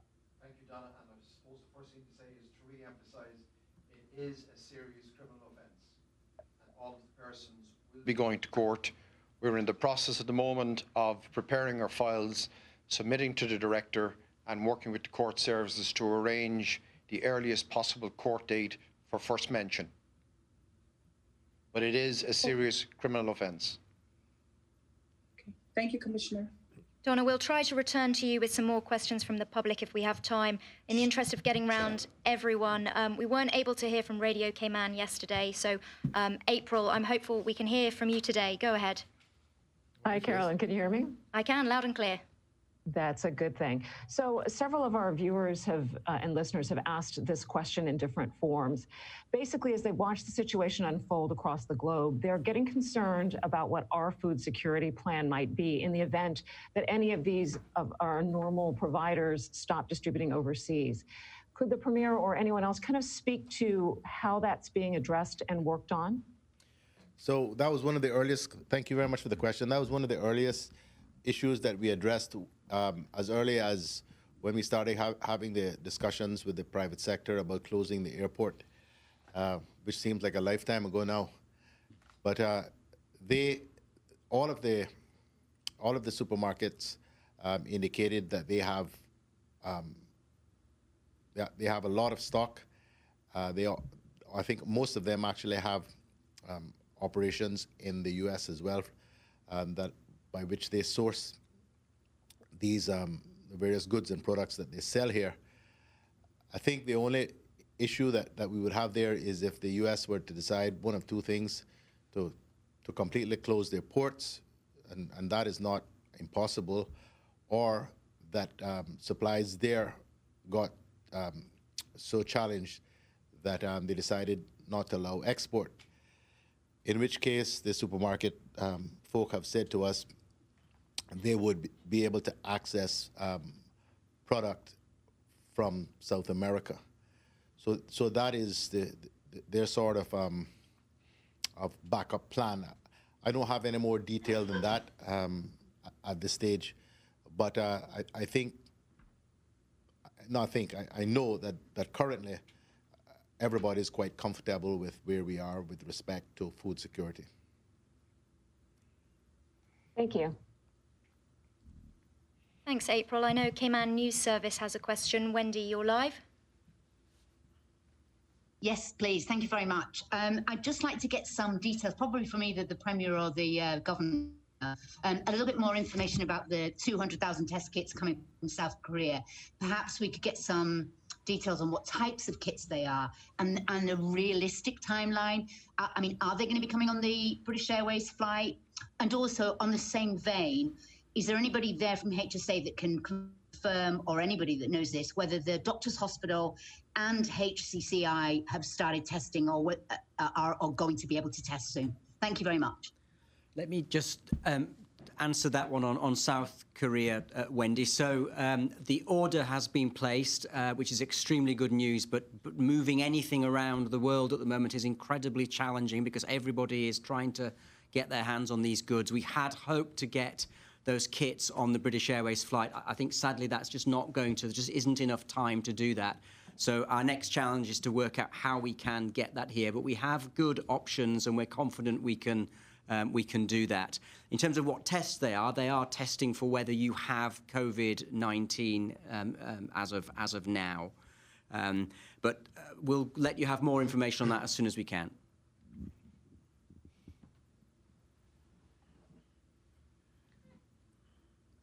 Just to add further detail, the tests that are coming from Korea are for polymerase chain reaction test, the so-called PCR test, which is currently being used as the gold standard to say whether you have active disease or not. We have been advised by PAHO and also by Public Health England, two major public health bodies, that they are not recommending the use of immunoglobulin-based or serum-based tests currently until they've been adequately evaluated, because there are a lot of approved or kite mark things that have not gone through the correct approval process to see if they are useful at a public health level. The success rates are not as good as you might hope they would be. As far as testing in other hospitals or organizations are concerned, Doctors Hospital are moving along very well with their plans. They have their own PCR machine, which is a new machine which arrived recently onto the island, and they're working towards getting that up so they'll be able to contribute to the testing. I understand their machine to be larger than the one at the Health Services Authority, so it is very likely they may be able to have a greater throughput than the HSA.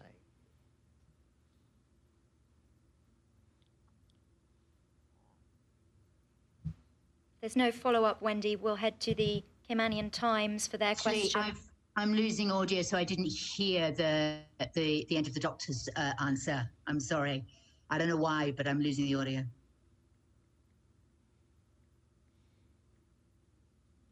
Wendy, we'll make sure that we get you, we pick you up where you left off, unless, Dr. Lee, you could just give a brief sum up of the second part of your point there. Sorry, Wendy, when did you start to miss? Just as you were talking about the Doctors Hospital. Yeah, so they're working, they're doing well in their process towards getting up and running with the PCR technique themselves. They have their own machine, which is new to the island, and they may even, I understand it to be a bigger machine, so they may even actually be able to have a greater throughput than the Health Services Authority. Thank you. Ralph, go ahead. Good afternoon. My first question is for the Governor. Do you have plans, or are there plans for future British Airways flights, perhaps on a weekly basis? And can you say if there will be any supplies or any shipment or transshipment of supplies through the Cayman Islands for other overseas territories? There are no current plans for a further British Airways flight, but clearly that is something which will be kept under close review when we have a clear idea of the demand for that. I think most overseas territories are procuring directly and having things sent to them by air cargo directly. But I'm sure, as ever, if we're in a position to, Cayman would want to support its overseas territories, friends and colleagues. Thank you very much. The next question is for the Premier. Are other offices, such as the Post Office, going to be operational during the next 2 weeks of soft curfew? I can't answer that question because I just don't know. And I hate to speculate or to give you a wrong answer. So can I ask you to let me answer that tomorrow, or send it to you directly as soon as I know? Of course, of course. Well, I'll give another question that you can answer. There's a lot of concern about the BF flight that's bringing some of the Caymanians back to the island. I know you covered it yesterday, but could you give a brief explanation of what will happen when these travelers arrive on the island? Okay, I think last count that we have now, I think there are about 60 Caymanians who are proposing to return on that flight. They will all, as a matter of law, be required to be isolated in a place other than their home. That's the language of their law. And in this case, it will be one of the facilities that is currently being used by the government for that purpose. And they will be under surveillance, and they will be required to remain within that facility for a duration of 14 days. It's not optional. It's not self-isolation. This is mandatory isolation under the provisions of the suppression of COVID-19 law regulations and the public health law. Everyone is being told that up front. If you don't want to do that, don't get on the flight to Cayman. And let me just add that there are 140 Bermudans on that flight as well, who are in the same position as the Caymanians, and they're going back to Bermuda, and the flight is going to Bermuda first. So there are 140 Bermudans on the flight and 60 Caymanians who were the highest priority compassionate cases. Thank you very much. That's all for me for now. Thanks very much, Ralph. We'll take another one from Radio Cayman. Felicia, if you can hear us, please ask your question. Hi, good afternoon. My first question is for the Premier. How many people, do you have an exact number or a percentage of how many people have been labeled as an essential worker in the Cayman Islands? I'm sure we have the number, but I don't know, because there'll be a lot of people, because if you just think about the government employees, the fire service, prison officers, police, medical staff, there'd be a lot of people just up front before you even get into the other persons who would have written in, or the companies would have written in and asked for them to be exempted. Plus the utility companies and so forth. There's a lot of people in the thousands, for sure. Okay, and perhaps my second question will be better for the Governor.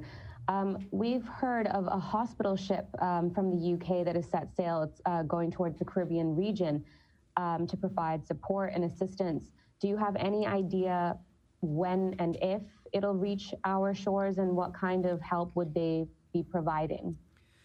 I think you're referring to the ships that normally come out to the Caribbean for hurricane. This year, we're going to have two of those, HMS Medway and HMS Argus. And so they're both going to be in the region, and they clearly are there and available to support for any overseas territory that requires them. Well, perhaps on a future call, I'll get more detail on precisely what they've got on board. But clearly that's also helpful that they're both going to be in the region for the next few months. Okay, thank you. That's all my questions. Cayman Compass, I think you had another couple of questions for us. Reshma, go ahead. Thank you, Caroline. I do have a couple of questions, starting first with just circling back to the South Korea kits. Do we have a figure of how much this is going to cost the Cayman Islands? I know the Governor touched on the fact that it is COVID-19 testing kits, but can you say what kind of testing kits are they? Are they going to be the blood testing, the reagents? Can you provide us with a little clarity on that? Dr. Lee is here. I think you answered that, didn't you? Yeah. You just did. Reshma, as I mentioned previously, this is polymerase chain reaction. So it's the same testing system that we currently use. It'll run on, I understand, either the health services machine or on the doctor's hospital machine. It's reagents. There are 2,000 sets of reagents, each of which can manage around 100 tests per set, which is why we're saying 200,000. The cost, I don't know if... I don't think we should get into the cost. Right, okay. A lot of money. But I would imagine so, 200,000.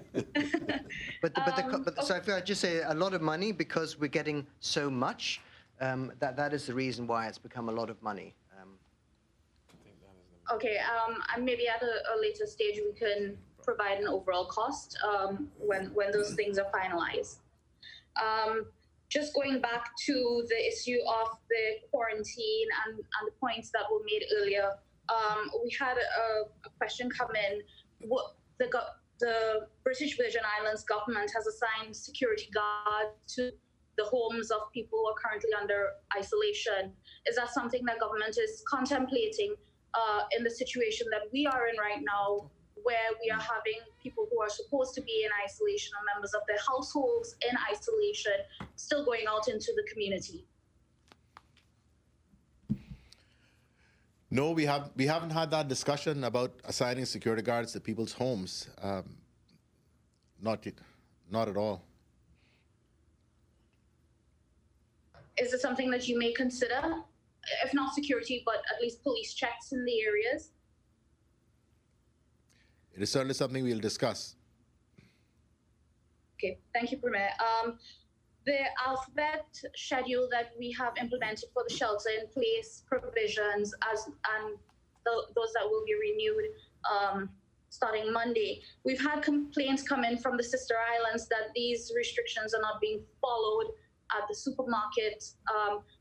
Could you just reiterate for those who may not understand how this shelter-in-place works, that it's not just Grand Cayman, that it also applies to the sister islands, and it's not a request, but an actual instruction or regulation? But I think everyone knows that. I think though that we want to have a conversation with the two ministers from the BRAC as to how well the current system is working.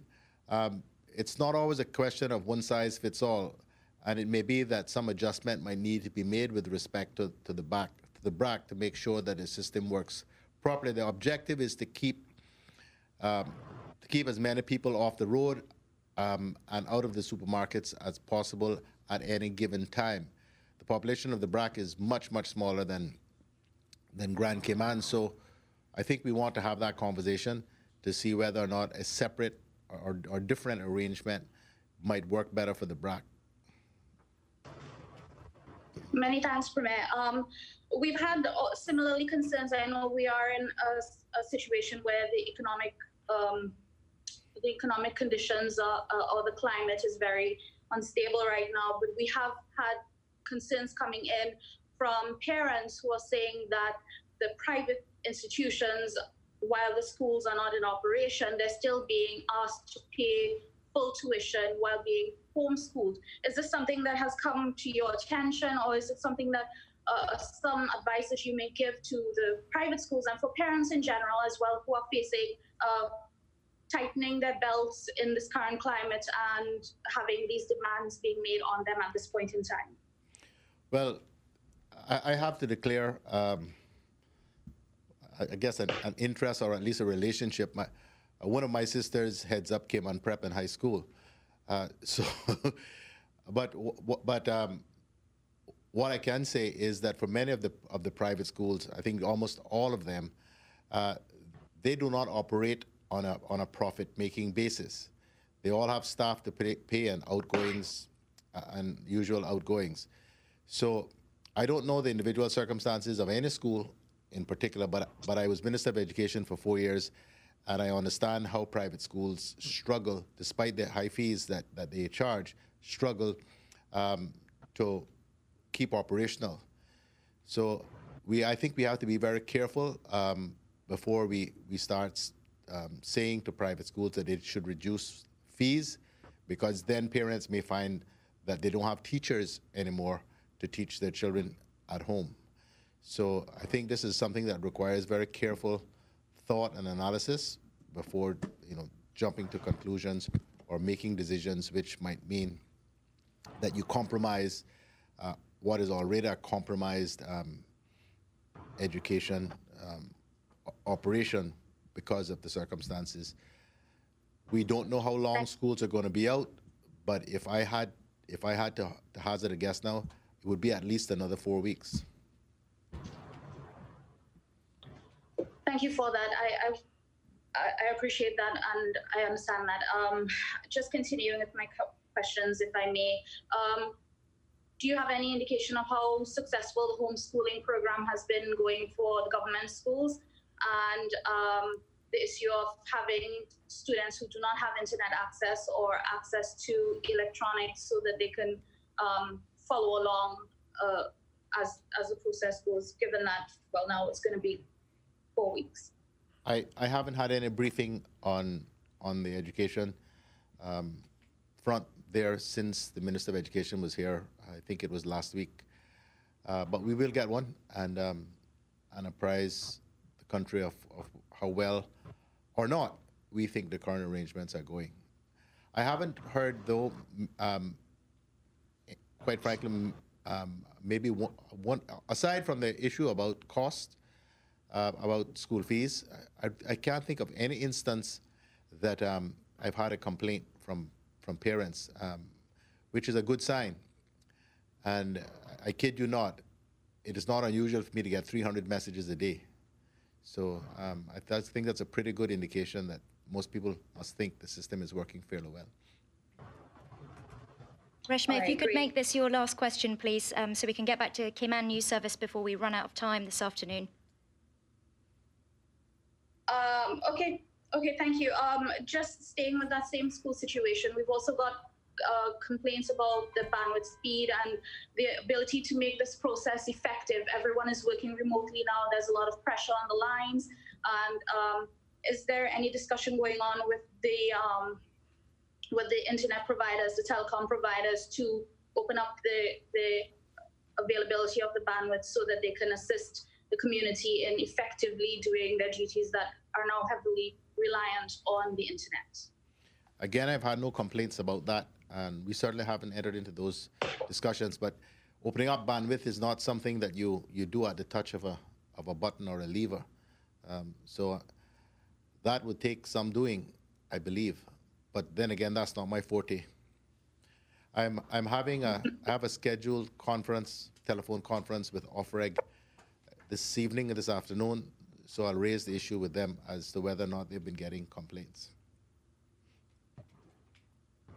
Okay, thank you very much. I'll give way to Caymanian Times. Cayman News Service, Wendy, go ahead with your question.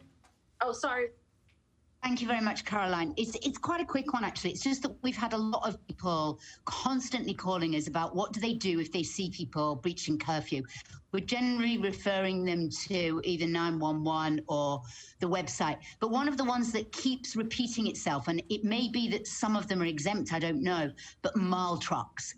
So can we just get just a quick confirmation of whether mile trucks that perhaps are involved in government work are exempt? And secondly, exactly what people should do if they see people or businesses breaching curfew. Thank you. Well, to answer the last question first, do what I do. I message the Commissioner of Police. I found that to be very effective. Now, I know everybody doesn't have access to him, and I'm making just a light moment there, but really do if you see breaches, call 911 and report them, and they'll be passed down the line, and someone will be dispatched to deal with it. Often, though, by the time the police are able to get there, the individual has disappeared. I know that happens all the time, but we can but try. The other question, the work at the airport to try to get the airport runway completed while there are no flights is going on. So the only trucks that should be on the road are those that are bringing aggregate for that purpose. I haven't had any complaints about other trucks working, but that doesn't mean they aren't. And again, if they are, we'd ask you to get their number and call it in.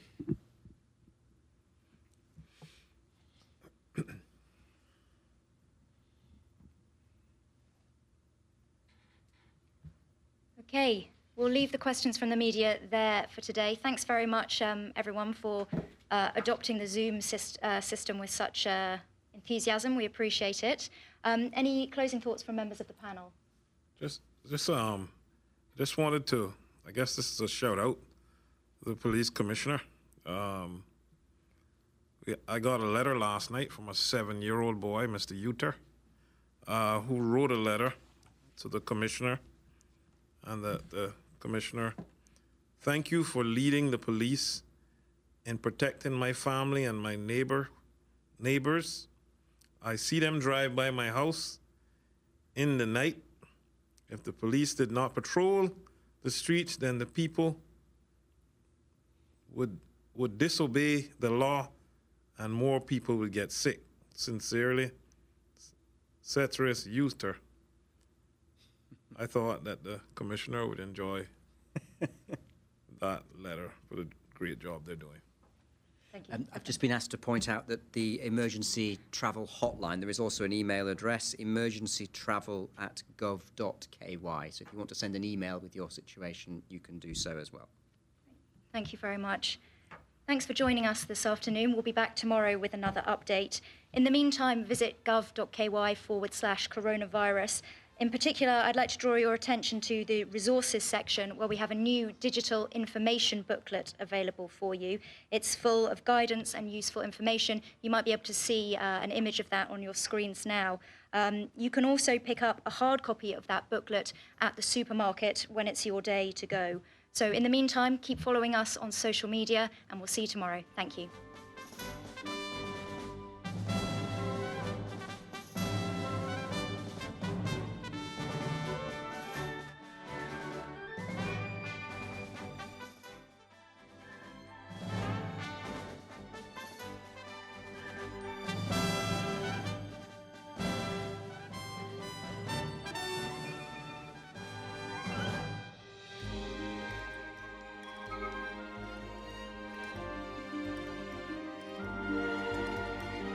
Persons in the Cayman Islands are reminded that shelter-in-place procedures are in effect. If you are not an essential services worker, you must remain at home unless you are going to the supermarket or pharmacy between the hours of 5 a.m. and 7 p.m. until further notice. Please note that gatherings, parties, and events such as conferences and concerts involving more than 2 persons are not allowed. Until further notice, the shelter-in-place order is in effect and applies to all 3 Cayman Islands. This might be extended if deemed necessary. Although movement will be allowed for essential purposes, shelter at home still requires everyone to remain at home or in their yard space. Breaches upon conviction will attract a $1,000 fine and imprisonment of 6 months. A hard curfew is in effect from 7 p.m. to 5 a.m., meaning that no one except essential services workers is allowed to leave home at any time during the hard curfew period. Stay at home, Cayman. The letter that your last name begins with now determines when you can shop at Foster's and Price Right locations. Last names beginning with A to K can shop on Mondays, Wednesdays, and Fridays, while last names beginning with L to Z can shop Tuesdays, Thursdays, and Saturdays. When you do shop with us, only send one person to the store. Leave your kids at home if you can. And don't bring your reusable bags. Don't panic buy. Conserve what you've already bought. And most of all, be kind to one another. For more, visit fosters.ky and follow at Fosters Cayman on Instagram and Facebook. The Lions Club of Grand Cayman would like to commend the Cayman Islands government and all the entities who are working tirelessly to ensure that our islands remains strong during these difficult times. The Lions Club of Grand Cayman would like to remind everyone about the challenges facing our elderly. They are our moms, dads, aunts, uncles, and grandparents. They cared for us as children, and they need you now. Please do your part to ensure that our most vulnerable are cared for and that you are practicing all preventative hygiene measures, including thorough hand washing, social distancing, and if necessary, self-isolation. Let's all do our part to help keep our Cayman Islands strong. This message was brought to you by the Lions Club of Grand Cayman, serving the Cayman Islands for 48 years. The Cayman Islands government would like to remind the public that e-services are available for vehicle license renewal, trade and business licensing, police clearance, and other transactions. Skip the line and apply online. E-services are user-friendly, efficient, and most important, you can apply and pay from the comfort of your home. Visit eservices.gov.ky. Football is at the heart and soul of our community, but this is not a time for football. The Cayman Islands Football Association would like to remind the community that the sooner we get through these uncertain times, the sooner we can get back on the pitch. Whether you are a footballer, fan, or any other athlete, this is the time to stay at home for your own safety and the health and well-being of your loved ones. Soon come, we will find ourselves in a strong position growing the game and improving football across the island. This message was brought to you by the Cayman Islands Football Association. #Stay at home.